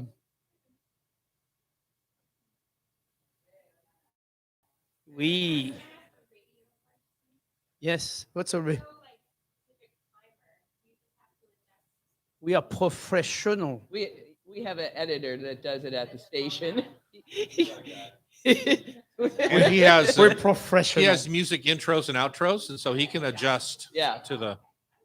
We goof completely every single time. So When we listen to it, it's like, how did he make that sound so it sounds good? really good when you listen to it and you wonder how that came out. Magic. Yeah, definitely magic. Magic called Sean de Torre. The other Sean. Oh, We have double because Sean. we have Sean here. Yeah, it's not confusing at all. All right, here we go. It's the Hot Stove Society show on Cairo. Tom Douglas. Thierry Rotero, the chef in the hat. We got a full more hour. I listen to a golf on Sirius Satellite Radio once in a while, and the guy always says we have a full more hour to come at you. So it's funny. I like it. We've got so much to take care of in this hour. We're going to talk Christmas cocktails or wintertime cocktails. We're going to talk about how to dress up veggies for a fancy dinner like we might have during this next couple of weeks. We're going to talk about food for thought, tasty trivia. And then in the middle of all that, Jackie is here to give us her version of the gingeriest gingerbread cake. I can't And wait for that. We're going to try it and we're going to critique it. We're going to try two different ones. Yeah, we have competing gingerbreads Oh, today. interesting. Didn't know that. Okay, let's start with wintertime cocktails. Pamela, I've been to your house a million times. You've never served me a wintertime cocktail. So, These are for Santa, not for you. oh, these are for Santa. Oh, Well, you could look like Santa, Tom. I Just do go look here. like a little bit like Santa. The bowl full of jelly, if you know what I mean. Tell us about what you're leaving for Santa this year. Well, we have a talented mixologist here at Hot Stove, Julie Ross, and she's doing a winter cocktail class tomorrow that got me thinking about this. And she's doing ginger whiskey sours, a peppermint patty, grandma's spiced eggnog, and the one that I'm excited about, the cranberry thyme fizz. So that got my flavor Cranberry juices. Thyme fizz. Fizz, Okay, yeah. so tell us what that is. Yeah, what is that? She's made a cranberry simple syrup. Okay. And has been, I don't know. Macerated with thyme. Yeah. And I don't know if she's using water or I imagine it's Prosecco. Prosecco would be more to likely. give it that extra lift. Uh-huh. And but it's going to be real pretty. But I'm going to make for Santa a warm apple cider drink with bourbon in it because he's cold. Yeah. He's been flying around. Do you have an so- ulterior motive while you're trying to get Santa drunk? You want the present to be bigger? Nope. So the recipe I found for that is it's inspired. It's called a Woodchuck Warmer, and Woodchuck was an old nickname for people from Vermont. So this recipe has maple syrup in it. They call the So people it's- from Vermont woodchuck. Yeah, it was Wow. a nickname for Vermonters. I wonder So why. it's- Apparently, they could throw a log a very long ways. Chopped that kind of apples. It has Woodchuck. lemon, cinnamon sticks, whole cloves, star anise, which is always so pretty in a cocktail, fresh ginger, maple syrup, and bourbon. Nice. Yeah. But I would Which like they to don't point- make in Vermont. I would like to point out that star anise might be pretty, but it certainly is a beautiful flavor. The release of star anise, I think, is very beautiful. And you have to be careful, right? Because it's Yeah, you strong. have to be careful. It's very strong, but it's I think it's a spice, and people don't use enough. Like you, they look in their cupboard, they go, "Oh, that's pretty," Yeah. and they go, "What do I do with that?" Well, I think it's you told me to add it when you were caramelizing onions. Yeah. And that has been a game changer. no, it's a very good flavor and answer. And if you're really what do you call that? Savvy? No, not savvy. But you can take it after you've done that with your onions. Take it out, rinse it off, leave it on the counter on a paper napkin, and let it dry out. And there's still plenty of flavor left in that. Yeah. My point is, you can reuse it a few times. No one does. Look at him. He's looking at me like, Why would you do this? We chef. All right. just What say are we your Santa cocktails, please? Well, I went into mine a little bit at the beginning of the show. My Santa cocktail this year is a chai toddy, which I've for the last year I've gotten into chai teas, but not with milk or anything like that. Just a regular chai tea bag. Mhm. And it's funny in my life. There's things that like I used to hate omelets until I had the perfect omelet outside the Louvre in Paris. Now I love omelets. I You used love Paris. That love made Paris. you love omelet. Yeah. He used to poo-poo the French, and now he goes on vacation for a month at a time in France. I'm like, that's some serious turnaround, and I'm very excited to see I that. was never a soup person until we kind of started making homemade soups for the freezer and stuff like that. Now I actually look forward to a late night. I've been working all night after here at the hot stove or something. I go home, just pop the soup on the stove Nice. out of the freezer. Nice. It's such a little taste of home. Mhm. It's in a funny also a way. great base to start. You have nothing. You go, oh, we have nothing to eat. You start with the soup, and then next thing you know, you go, oh, I got a little bacon. I can render, dice, and put into my soup. No, I've you no, can put I don't toasted do that. pistachio. You can do all kinds of different things. That can all be done before it goes in the freezer, so that when you are ready for soup, it's ready for you. Like my in my God, freezer it's right now, I have You know, ham and bean. I have chicken veggie. I have beef barley. I've got butternut squash, What? and I've got corn chowder because I had a bunch of corn at the end of Uh-huh, the uh-huh. season. So I just made little pints of corn chowder. That's all in my freezer right now. Yeah. It's I have awesome. tomatoes. And turkey. I made turkey soup out of the Thanksgiving leftovers. I have tomato soup, and I have a lot of chicken stock. I love making chicken stock. Kathy loves to make chicken stock also, because chicken stock is like you get that in your freezer, you just pop it up. You can make a soup in like 20 minutes. You get the most gorgeous soup on your Yeah. leftover rice, leftover Yeah. chicken, Clean out the leftover fridge. broccoli, Yeah. leftover anything. You put everything into the chicken stock. You get this wonderful soup. Is this a soup segment or a cocktail It's a segment? cocktail segment. Thank Anyway, you. we're going back to the chai toddy. And then I put some alcohol in my soup. No, just- We're going back to the chai toddy. I've learned to like chai, so that my drink is the chai tea with a shot of smoky scotch, like Ardbeg Oh, or Lafroig, and that's time for Terry. What's your Me- what's your wintertime cocktail? My wintertime cocktail will be crème anglaise, which is basically the eggnog story. Except I really don't like the one you buy in the store. I don't, only because What a shocker! no, it's just this is a flavor I'm not. That Smith Brothers that they brought last week was really that was good. really good. Delicious. That was actually the best. You know, one you I've can had. buy that in a store. Yeah, no, I know, but I like to make. It's okay. I like to make it. I have time. I make it. It's lovely. You know, I get farm eggs. I get the whole beautiful roundabout. So, you know, you make a beautiful batch of crème anglaise. You make, you know, like 2 quarts of crème anglaise, and then you get enough crème anglaise to last for a couple of weeks or a few days, whichever comes first. And the booze would be, you're going to be amazed by that. Italian, not aquavit. What do you call the moonshine? Oh my God. Grappa. I'm sorry, grappa. So take a beer. Whoa. This year, this is what I did. Amandino gave me some grappa. Amandino Batali gave me some grappa. And I took some of the grappa and mixed it with the crème anglaise. I tell you one thing. Makes you want to drink crème anglaise by the bucket. So do you fold in egg whites to your eggnog, or Yes. Yes, you do. I do. So you I have fold like egg little whites floating. at the end.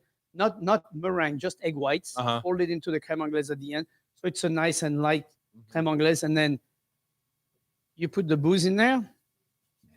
It How many becomes- people in this audience would make 2 quarts of crème anglaise if you could say it like crème anglaise? Like, how do you say it? Crème anglaise. Yeah, that. I would make more crème anglaise if I could say it like If that. just so you could say it. I know. It sounds so You good. could also say English cream, but that's not the same.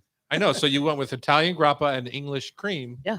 Yeah. Woo, you're an international winter cocktail man. But talking back about, by the way, crème anglaise with star anise, you put a couple of star anise in there when you're doing your crème anglaise in your cream to Perfect. steep, and it's delicious. All right. Let's dress up some veggies for our holiday tables. On Cairo Radio, it's the Hot Stove Society Show, 97.3 FM.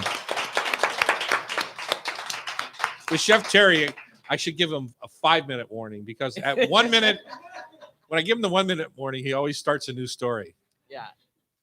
I always think I can wrap it up in 60 seconds, but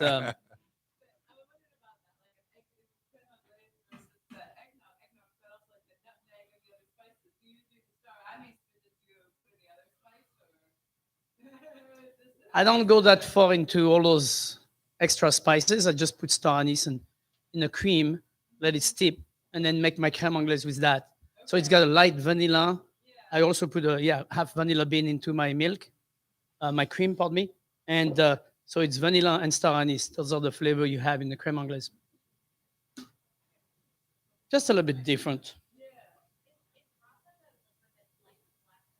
No, No, that's ouzo. grappa is That's what you put in ouzo. your airplane when you want to fly. Grappa is a distillation of grapes or grape stems or skins, or they do all. A lot of the It's- Nebbiolo grappa is right from the Yeah. must, the what's left over from The pumice. Pumice, yeah. what's left over from squeezing the grapes for wine. Yeah, No, it can. It's not. Moscato grappa, It's delicious, mostly- very fruity. In the mostly nose. very strong alcohol. It's kind of like imagine And vodka on steroid, Then it rips your face off. but it has a much better You flavor get in a the back. you get a beautiful little nose, and then it rips your face off. I always think, Santa, he doesn't want to be like messing around. He's coming from outside. It's frozen solid outside. He just needs something to perk him back to get him back on his carriage, So something that's going to perk you back. I read last night that in order to get all the kids' toys, Santa has to go to 800 all through the night. He has to go to 863 houses per second. That is some fuss. FedEx, you might want to learn something here. Well, I bought a new one yesterday, and I liked it because it's a little bit more delicate. The one I've been drinking a lot of is Celestial Seasonings chai tea. Again, I don't do the milk and all that kind of stuff. I just buy the tea bags. So Celestial Seasons. I also like the Tazo chai. I drink that at work because that's what we have. And This then is I a bought big surprise. Arishi. I think it's called IRISHI. Yeah, that's It's a in a good little tea. white box. Yeah, I just Yeah. bought theirs yesterday. I had my first cup last night. It was more elegant. The Celestial Seasonings chai is like in your face, and it's a little bit sweet without sugar. It's from, I think, the licorice root. It gives it the sweetness, but yeah, it's funny how in your life you kind of morph into. Different flavors, cravings. Your palate changes. The saddest part of my week last week was I spent 3 hours making cabbage rolls. Oh, this was bad. What happened? I made a rookie mistake. You left them in the oven too long? No. That's one bad mistake. You I'm going to give you a kiss on the cheek if you could guess what I did wrong. Ooh la la. something to look forward to. Yeah. Um, You can decide which cheek. I can decide not to give the answer also. No, a rookie mistake. You overcook your cabbage. That would be. You a have one rookie more mistake. guess. That's two. Your stock was way over salted. My stock? Your not your stock. Your stuffing was way over salted. No, but that's close. It's to do with I the seasoning. didn't take my force meat and I didn't put it into a pan, cook it, and taste it before I stuffed and baked all my cabbage rolls. What came out of that? It was for cabbage rolls for me, it's about 50% rice and 50% force meat. Right. Because cabbage rolls are peasant food. You can't just use all force meat, or No, else of course. now you're back into royalty. You're the boss. Yeah. So anyway, I put too much rice. I just did it freehand, and I didn't. The texture was all kind of fall apart. It didn't have any sort of congealed quality to it. Yeah, and it's not gonna get any better when you put it into the. No, and oven. for me, I'm the only one. Jackie will eat them, but she doesn't love them like I love them. And then I usually give some away, and I wasn't proud enough to give them away. So to have 40 cabbage rolls that I'm not so keen on in my freezer, That's a lot of time out, Jackie. yeah. and then I couldn't take them to like a service center because I made them. I don't want them to think that I'm a shitty cook. Here's a present. Oh, that must be terrible. So anyway, so yeah, they were donated to the compost.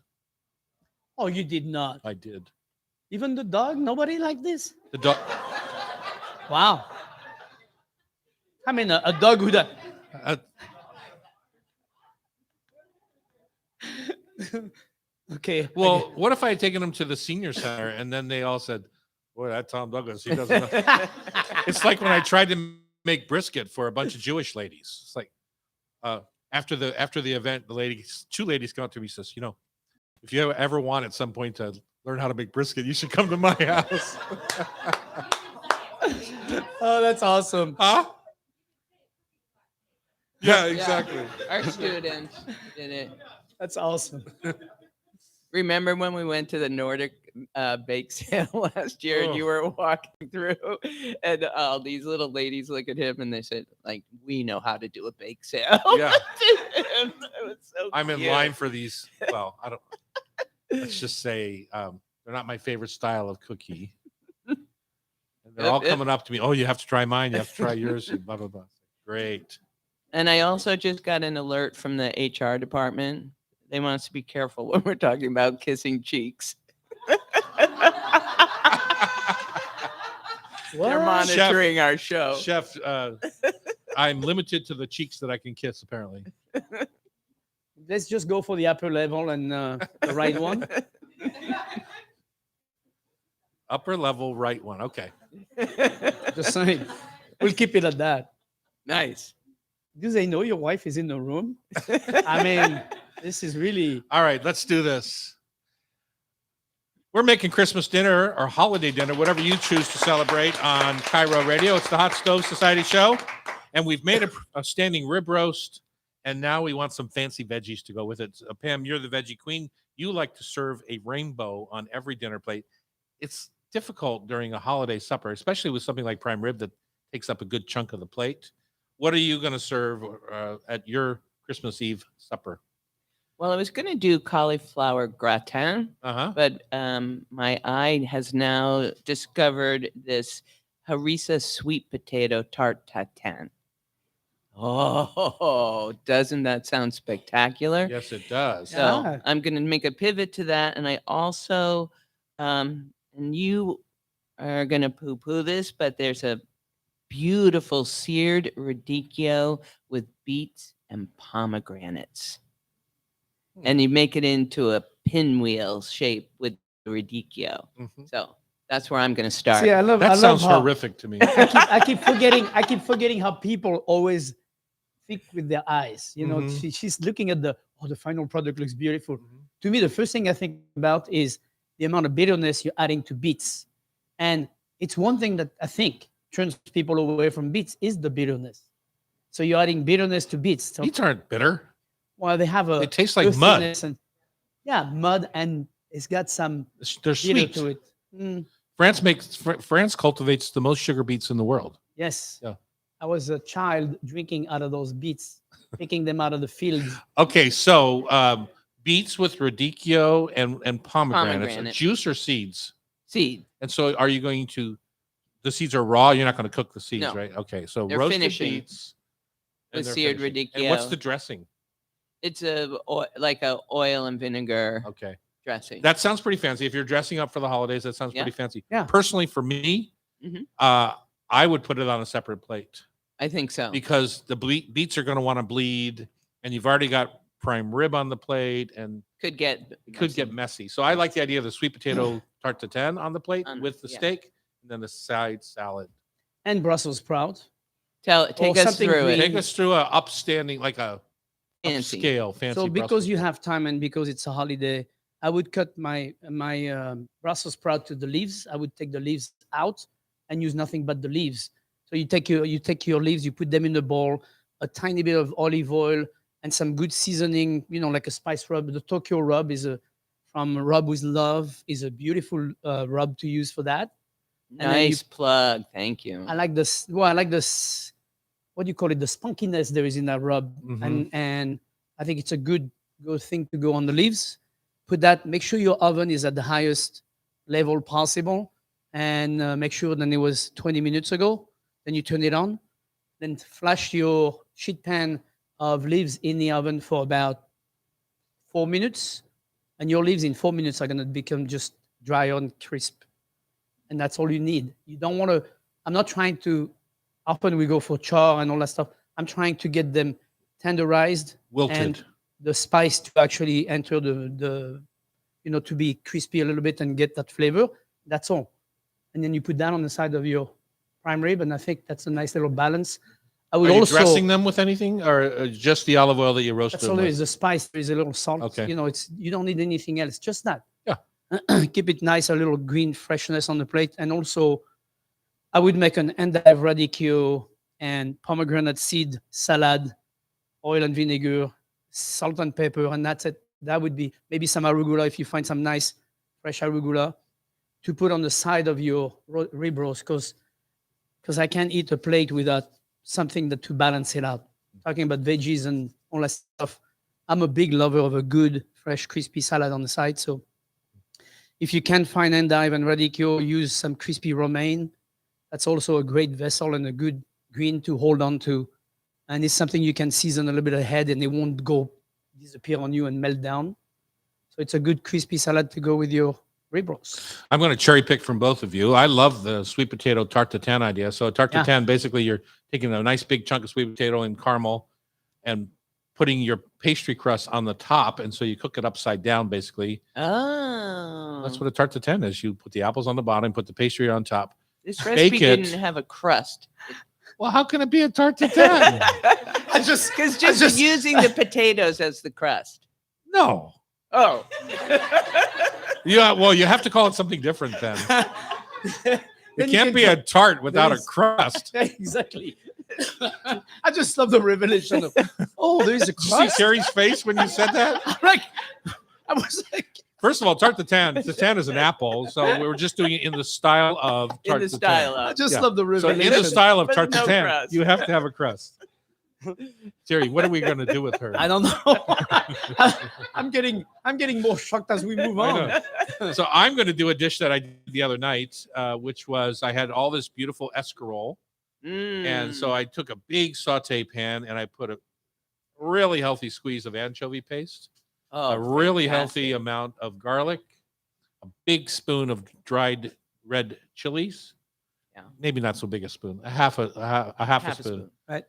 Fresh chopped thyme, fresh lemon zest, and a ton of olive oil. Oh, And that's I just sauteed that till the garlic was cooked, and then Uh-huh. I put in my chopped escarole and just did these kind of wilted, beautiful, fresh greens. That sounds What do delicious. we have that with, Jackie? I forget what that was served. Oh, we had rigatoni and meatballs with that little bit of Yeah. fresh kind of. It's almost like a bagna calda idea. Mm-hmm. That The anchovy with the escarole. That's it's really a first good class, combination. yeah. Fresh, yeah. Yeah. So it's nice and tart and delicious, and would go great with the prime rib. It would go great with our sweet potatoes without a crust. without a crust. And You're making- the last thing you love is the horseradish cream, right? Yeah. That's your favorite? Yeah, that's the whole reason to have meat. Eat the horseradish. Yeah. Yeah, for me, there's no way I would eat that with a Dijon mustard.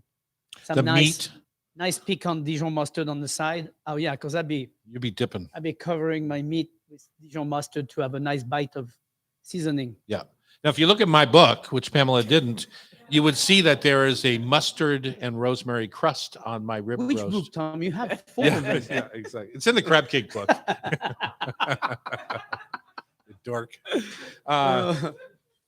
So that to me is like if you put the mustard, I love that idea with your salad. Yeah. And the crispy salad, the sweet potatoes, the greens. Maybe the salad and the greens is redundant, so I would stay with the red bitter salad, and then the beef. Are you going to take your beef to a certain temperature? You said you don't like it too I rare. definitely go 130, 135. So medium. You like it medium. I do too, because cooked beef tastes better than raw beef. Yeah. In my opinion. Yeah. I'm not a big tartare fan. Especially if you eat more than one bite. I mean, if you eat a couple of bites, it's one thing, but if you eat a whole, rib roast, yeah, absolutely. Or cooked. When you go to Alba or in the center of Piedmont there, they have the tartare on every menu. And you watch these ladies, these little skinny little ladies, power through a plate of It's impressive. big raw plate of raw meat. 8 ounces of raw meat on the plate. Oh my God, it's unbelievable. They call it crudo. What is it? Cruda. Crudo. And you need a big glass of Nebbiolo. Yeah. Yeah. It's And then you have some seared foie gras, and then you have, and you're like, you where do never get put all seared this? foie gras in Alba. No. Sorry. You just have a pound of truffle. Yeah. Yeah. You have a little truffle Nice pasta. or trade-off. something like that. And you rarely get a vegetable. In that part of Italy, they think of vegetables as home. You can get those at home. Why in a restaurant? Which, Yes, it's what I've been saying for many years. Yeah. Okay, up next on the show, we have 2 more minutes. No, Sean that's Dettori. what I often say to people.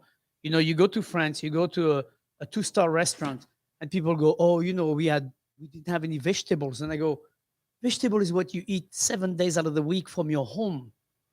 When you go to a 3-star restaurant, you're not looking for veggies. You're looking for caviar, lobster, foie gras, things you don't normally eat. It's a special treat. It's a special event. You're not looking to eat steamed broccoli, believe me. But I You're will not- say, Chef, that changed 20 some years ago Correct. with George LeBlanc and with the whole spa cuisine where Yeah. they celebrated vegetable preparations. Correct. You still didn't get steamed broccoli, but Right. you did get beautiful Yeah, and vegetable it has preparations. changed because more and more people go to a restaurant more and more often. So it's not as much. But in the old days, you go to the restaurant, it was a celebration. You go to a restaurant like that, once every 2 years or whatever. So you were not going there to eat vegetables. You didn't go lunch and dinner like we do? No, absolutely not.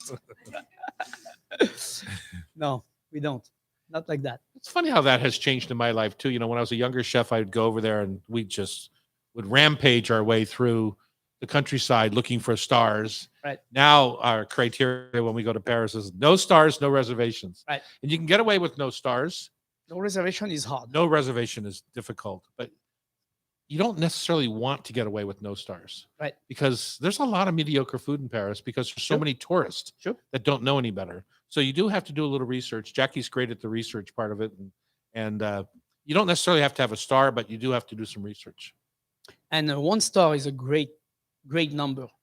They're trying really, really I hard. don't think Seattle has even 2 1-star restaurants that I know of. So But we don't really have Michelin here. So I just don't think, I mean, LA just got, I think, 18 stars for the whole city of LA. Yeah. So maybe we don't need the stars. it's an overrated measurement system as far Yes. as I'm concerned. Yes. All right, gingerbread. Let's talk the gingeriest gingerbread. When we come back on Cairo, it's the Hot Stove Society Show, 97.3 FM. Can I make up my time?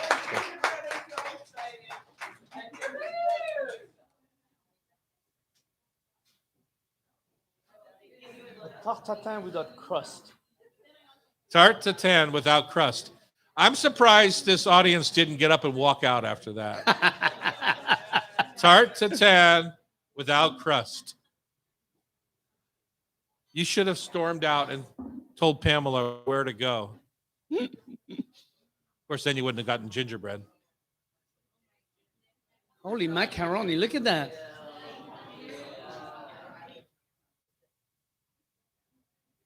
See, it's not half bad coming to the show. Look at that. Yes.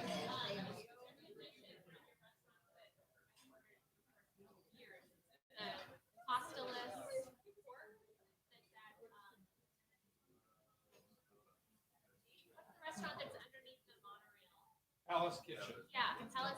Oh, the beans. The beans. The little stuffed pasta. But it's not stuffed. It's like pasteless. Not sure what you're talking about that. It's like on the appetizer. Annulotti. Yeah. Annulotti. They're little pillows, and it's a stuffed pasta with a pork filling. Yeah. It's a puree of Spinach. a milk-raised pork, charred, Yeah. Chop. and Emmentaler cheese And the salads. and herbs. And that is made into a puree. Well, thank into you. Little pastas. Oh, it's so sweet. The reason I don't remember the pasta So she made that? They're so And it's served in a little sage butter. Yeah, I Yeah. usually get like a double. Right, exactly. We miss them terribly. Yeah. They're going to be, we're opening a new little restaurant called Felena in the spring, and they'll be on the menu there. Right across the street in the old Serious Pie. No, Serious Pie moved to the corner. Dahlia Lounge is gone. Oh, okay. So we're opening a new little wine bar in the Serious Pie, the old Serious Pie space. We think. Those things they just are never, they never are until they are. And the Palace is coming back in 2023. Awesome. We're shooting for March 16th. What to do? Is this to do with the landlord? No, we settled with the landlord. Yeah.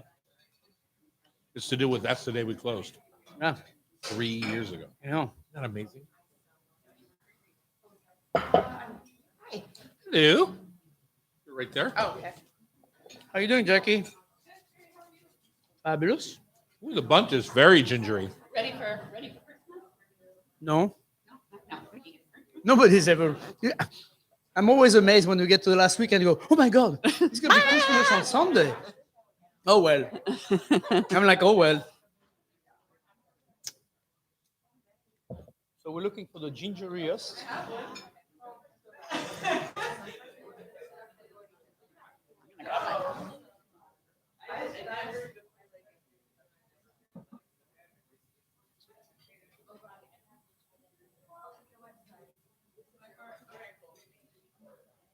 Okay, you YouTubers out there, you're missing out on Jackie's gingerbread. Those are one is mine and one Eamon This- made. One is yours and one is what? Iman. Eamon made. Eamon made it. But you were doing one off of a Recipe. that you got. So we'll ask where you got the recipe from. Yeah. Yeah. You know, I have a recipe in one of my books for gingerbread cake. Did you know that, Jackie? No, she didn't know that. What? It's in what? Yeah. She- You might even say I wrote the book on it. I was not requested to make that recipe. I was requested to make this recipe. It's the best gingerbread cake because it's a butternut squash gingerbread cake. I'm pretty sure my children have not read my book either, so don't worry. Ready? I like this one, the aftertaste. Welcome back. It's the Hot Stove Society Show. We're having a ball here today.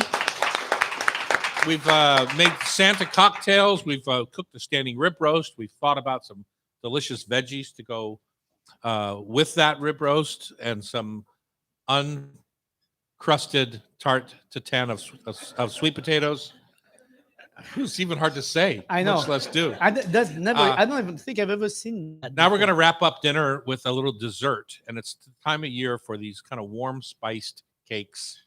And so Jackie, my partner in life, my partner in business, the mother of my granddaughter, the grandmother of my grandchild Hercules. Woo. Woo! Wow. Wow. Wow. I am very important. Your Tell business us card, what, your business card might be really long. Tell us what we've got in front of us here. So there's two different gingerbreads. I'll talk. Oh, I forget. She's also the farm queen of our Prosser farm. so. Yes. I'll talk about the one that I made. So I made the Food 52 recipe that they say is the gingeriest gingerbread. Mhm. So Just to clear up the air, because I think I know. people are wondering, Tom, don't you have a recipe for gingerbread in one of your books? Well, yes, I do. Yes, I do, as a matter of fact. Obviously, it's not cutting the mustard today. Thank you very much. I did Okay. not make that recipe. Yeah. I made a different It's a delicious recipe. It is a In case you delicious ever want to try recipe. it. Absolutely. All of people out there that have Tom's book make that gingerbread. No. Neither of these. Okay. Okay. However, in Food 52, the gingerest In of the gingerbread. Food 52 recipe uses fresh ginger, powdered ginger, and ginger beer. And they amp it up quite a bit. So there's a lot of all of that. I like that it has a lot of ground pepper in it also. The black pepper really gives it a little spike in there. I made the cream on the side that goes with it, and that is just a sour cream mix with brown sugar and ginger as well to kind of give it a little extra ginger kick. Oh, was this from that recipe Mhm, as well? from that recipe Oh, okay. also on Food 52. So, So, and the other one, So I tell us, don't. tell us. Okay. Finish off on the one that you made. So you made it in a bundt cake. I made it in pan. a bundt cake pan. Is that what they suggested? Yes, they Okay. did. Suggested a tube pan, so I made it in the bundt. How was it to work with? It was really easy. It was a pretty simple recipe. You make all your dry ingredients, wet ingredients separate. I saw that you were boiling ginger. Yeah, well, I boiled the molasses and the ginger beer together, and then added the baking soda to that. So it makes it really bubbly, and it all explodes and does all this stuff. And then you let that kind of cool down to room temperature, and then you start mixing it in with your wet ingredients, and you have to cool it so that it doesn't cook the eggs and stuff when you put it in. right. A little bit at a time, just like making a creme anglaise or something like that. And then add that to your dry ingredients. Oh. Then mix it and put it in the pan. So it was really relatively So somebody pretty easy. listening right now who isn't the best baker Mhm. just heard you say that was a super simple recipe and that was easy, and then listening to you actually describe what you did just doesn't feel that way. No, it's pretty actually because you make all three things separately, and Uh-huh. so you can put all your dry ingredients together in one, your wet ingredients in one, and you just mix So you're never them. kind of in a rush to You're get. not in a rush. Yeah. You can take your time Right. and stuff, and you You have to can let take the your time, and Yeah. it's really hard to screw up. I mean, it's not yeah, just it's put the a ingredients. it's a it's not a fine crumb cake. It's a little bit rustic and stuff. So it goes great with a cup of tea. Right. Yeah, Exactly. I mean, because it is a little drier than a lot of gingerbreads are. Well, so. actually, I was thinking of my star anise creme anglaise with a little bit of eau de Yeah. vie in it. I thought that would be a nice accompaniment to this. So the I think- biggest okay. the biggest compliment to any recipe is, would you make it again? How do you feel about that? I think I would make it again. Uh-huh. I think it's tasty. It's a little bit denser than I would like it to be and stuff, but I also think that is the nature of this cake and stuff, and it is like a delicious coffee kind of cake or tea cake Mhm, Uh-huh. mhm. that you could have. Well, I So really like the aftertaste.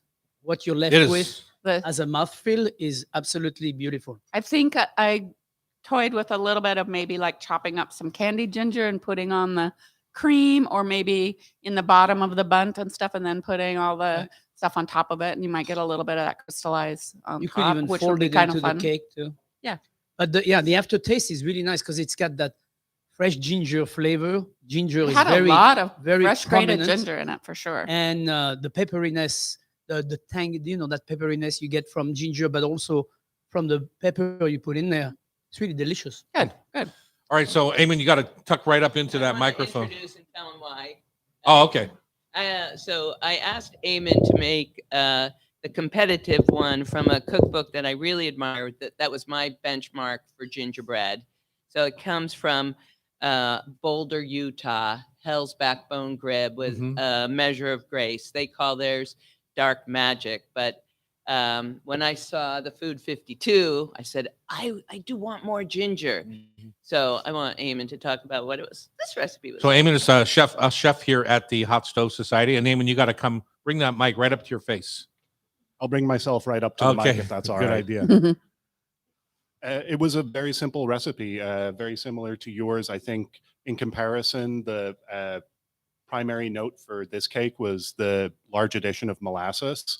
And I think that may have slightly overwhelmed the ginger effect. But so if I was to make it again, that's how I would adjust this recipe. But making it was extremely simple. Instead of a bundt pan, it called for a 9x13 bread pan, just simply lined with butter. And then it was just a simple method of creaming butter and sugar, adding eggs, then a dry blend and spices. It called for an addition of fresh pears as well as some candied ginger. Yeah. But I think in this case, those additions are completely optional and you could leave them out if you didn't have them on hand. So the pears that you put in, were they pureed, or because I don't see any He pear didn't put chunks? any. Oh, you didn't put any in. No, I did. Oh, you did? Oh, no. But it was a Oh. small dice. Yeah. Small dice, so Yeah. they kind of melted. The bite I They slightly- had a nice bite of pear in it, and I think that's nice. Mhm. Yeah, I would add more next time if I was doing Mhm. it, and I would probably add them to the top of the cake because I think in this instance they sunk to the bottom Mhm. and kind of made that layer a little bit more soggy than I would have wanted. And I think it's funny because I'm always the one saying, "Oh, cut your fruit down and make sure you have a piece of fruit per bite." But I think in this case, I would have kept it a little bit bigger to be able to test it more. I think the flavor would have come through better in that Yeah, case. Yeah. yeah. And not to belabor the point that I have a recipe in my book, but um, and Jeez. we have the one in my book is a little bit similar to this more moist one compared to Jackie's, which but I took butternut squash, put it in the bottom, made caramel, and made an upside down gingerbread cake with a butternut squash topping. The pears would work beautifully Yeah. in that very same thing. And does that qualify as a tarte tatin? It does not either. It does not either. Awesome. And Good- maybe good after quote. the show, you could have a little tutoring session with Miss Hinckley of what a tart is. Okay, that would be awesome. I'm looking forward to it already. Jackie, you tried both. I tried both. I love They're the very different. Yeah, they're very different. I liked both of them for different things. I really like the moistness of Eamon's and stuff. The recipe Yeah. that he used, I really like that. And it's a little bit lighter crumb and a little moister. I like the ginger flavor a lot in the Food 52 one that I made. So I like both, I think. Yeah, I think a combination of both is Mhm. perfect word there. I think I like the claim that that's the gingeriest gingerbread because I think it is that I've Yeah. ever had. Yeah, yeah. It really just jumps at you. If you don't like ginger, that's not the one. You know. Yeah, Oh, and, yeah. and I like the idea of the pear on the moist Yeah. cake Eamon made because I think it's that's the Like the first pear thing, on top rather than Yeah. in. Yeah. the caramelized pear on top because I think it would be the first thing that would come to mind is ginger and pear.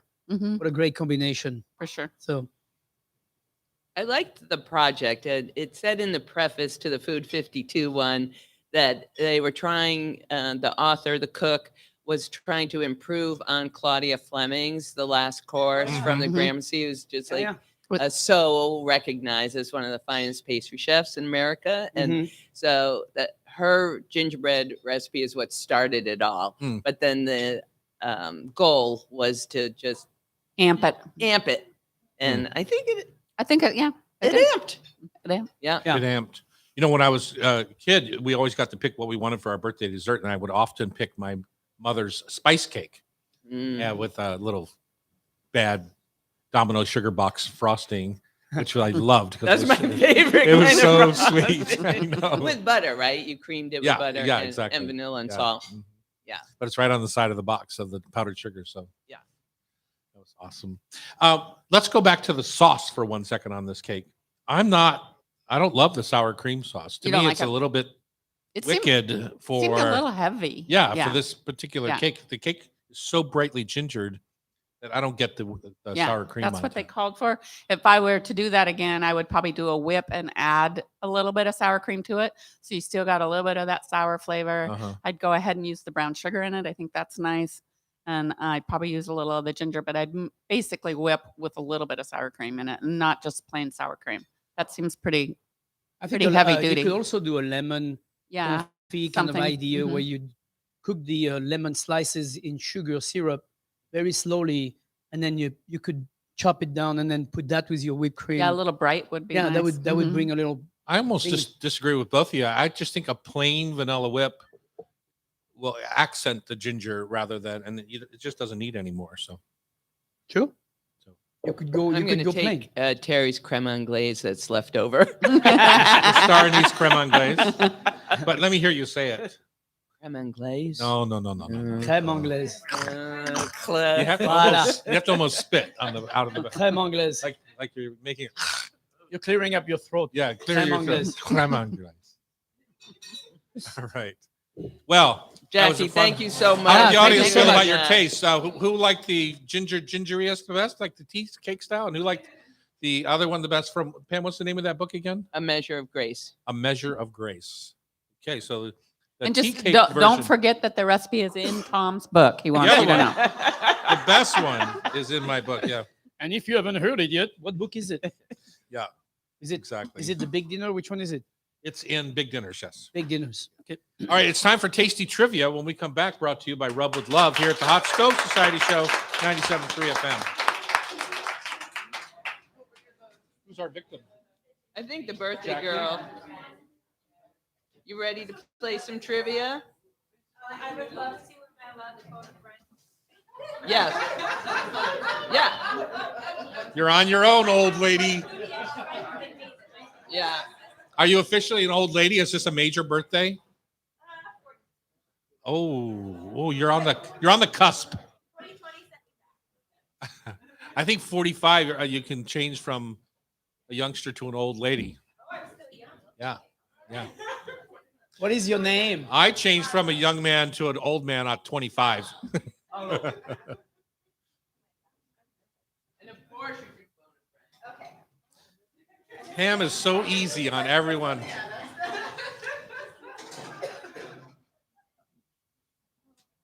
Where's Tiffany? Marlot. Just Marlo. Tiffany Haddish, is that who we're calling? No. My other friend too knows a lot.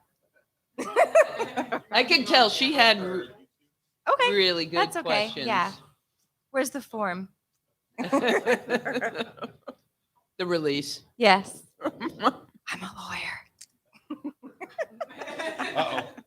I'm just teasing. It's true, but I'm just teasing. Oh, yes.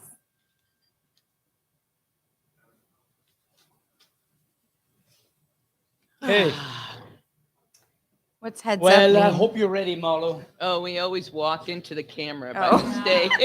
Marlo? Yes. Okay, Yes. so listen to me here Uh-huh. and listen to me here. Oh, You Hear the sound great. Ah, see? That's the way you answer. And when you phone Okay. a friend, you phone them to the microphone. You don't turn around and phone them. Okay. Okay. I will try to follow the rules. Don't turn around. the friends can just scream out the answers to her. Hey.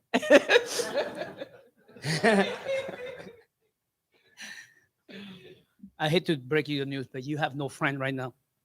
You're on your own. The one I'm waiting for helped Tom the last time we were Oh, here. really? Mhm. Okay, I'll wait for her too then. No, Send- we'll do it without her until she gets back from my side. Until it's your turn. All right, here we go. Boy, the ginger is just making my mouth water. Really Yum, nice. Yum, yum, yum, yum. I was craving that flavor. Can I get water real quick? Yeah.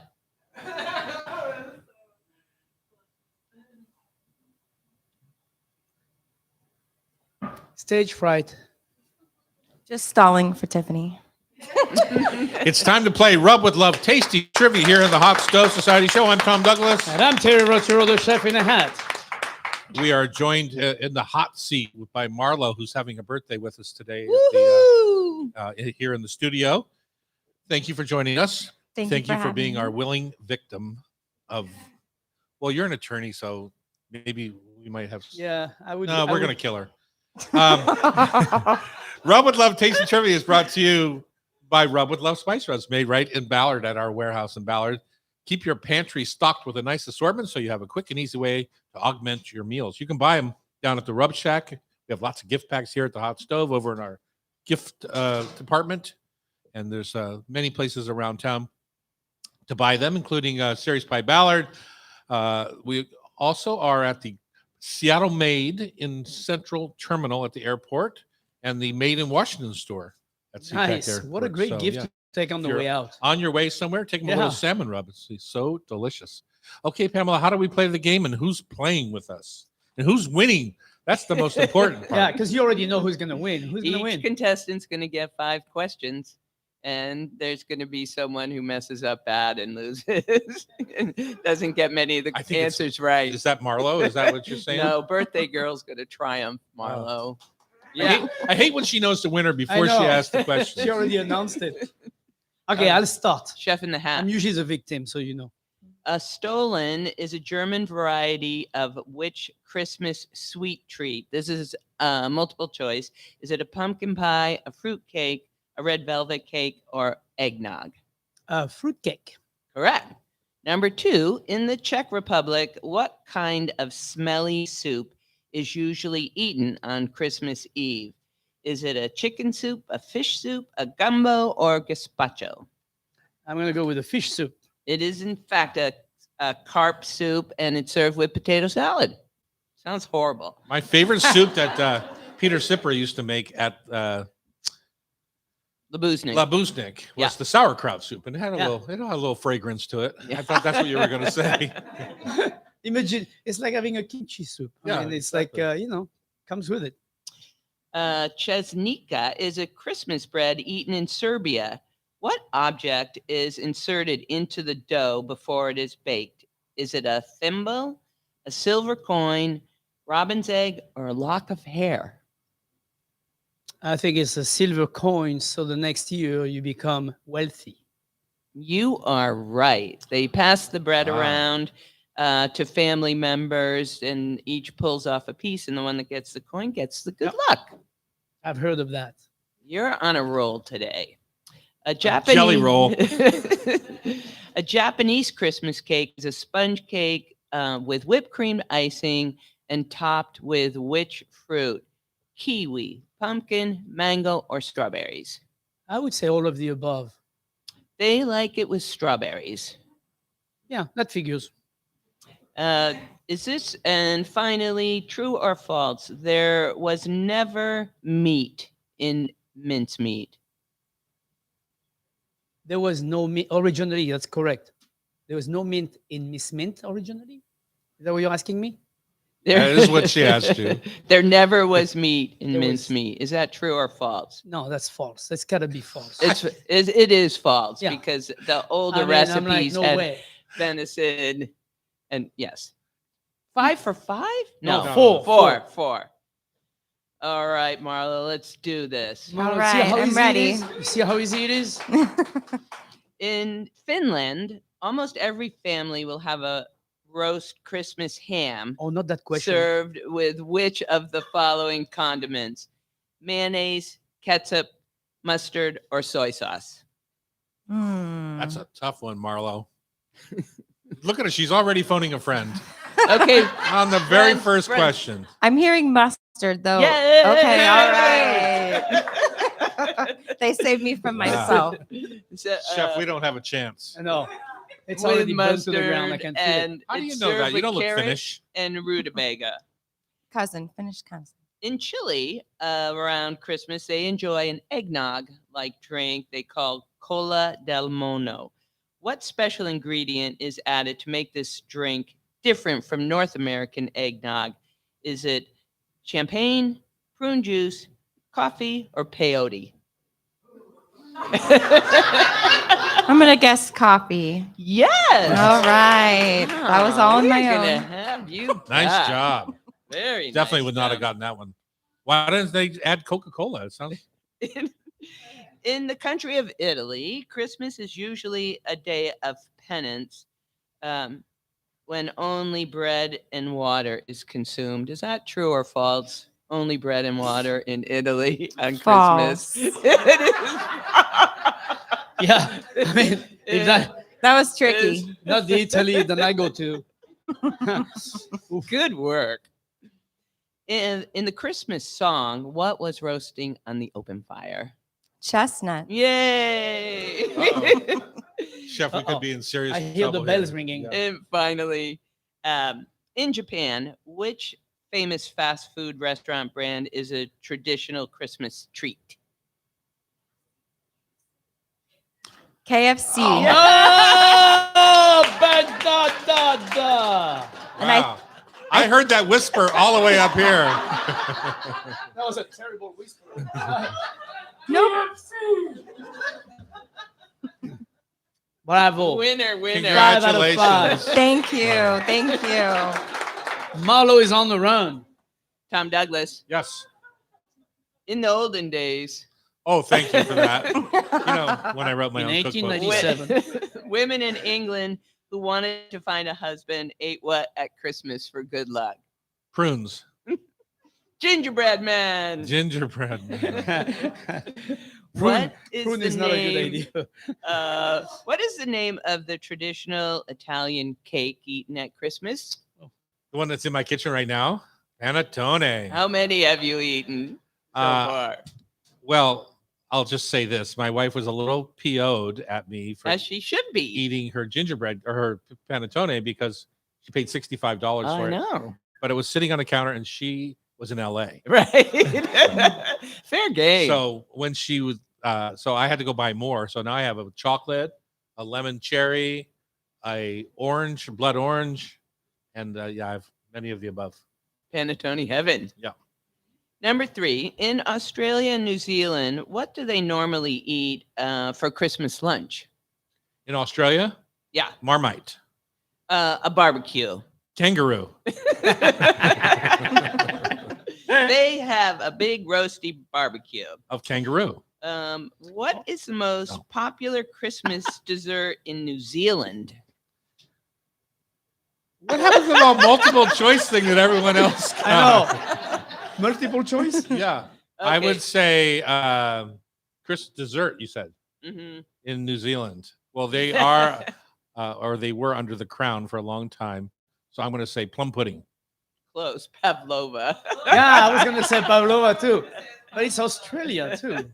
Pavlova. What do they know about Okay, you're a pavlova? history buff, so this one will be easy. What was the world's heaviest Christmas present? Heaviest Christmas present. Well, I'll give we you know a it was clue. a good kid or a bad kid because the bad kids got coal, and that can weigh a lot. The No, I think clue it's a is monument. France. Yeah, gave the it gift to of the Oh, the US. Statue of Liberty. Yes, Yes. Yay! Heaviest Christmas present ever. Yes. I Tom, find Who's it, the winner, Terry? You got 2. oh, thank you, Chef. I just thought I'd mention it. Marlo, you're all winner. Oh, thank Bravo. you. Marlo gets to go pick out a 3-pack over there. We have the little boxes you can make your own combination Oh, thank out of the you. gift store. So help yourself, and not you don't your phone of friends don't get anything. 'Cause I'm mad at them right now. If you want to be part of the show, you can join our community on YouTube Live, or go to. If you want to be part of the show, you can join the community on YouTube Live on our Tom Douglas & Co. channel. You're listening to us on Hot Stove Society show, Cairo Radio. The show is produced by Pamela Hinckley. She's a cheater. Sean McFadden is our technical director, and Sean Del Torre is our editor. Remember, if you miss any episode of our Hot Stove Society show on Cairo, you can listen via podcast. Just subscribe with your favorite podcast app. Thanks for listening and have a Merry, Merry Christmas.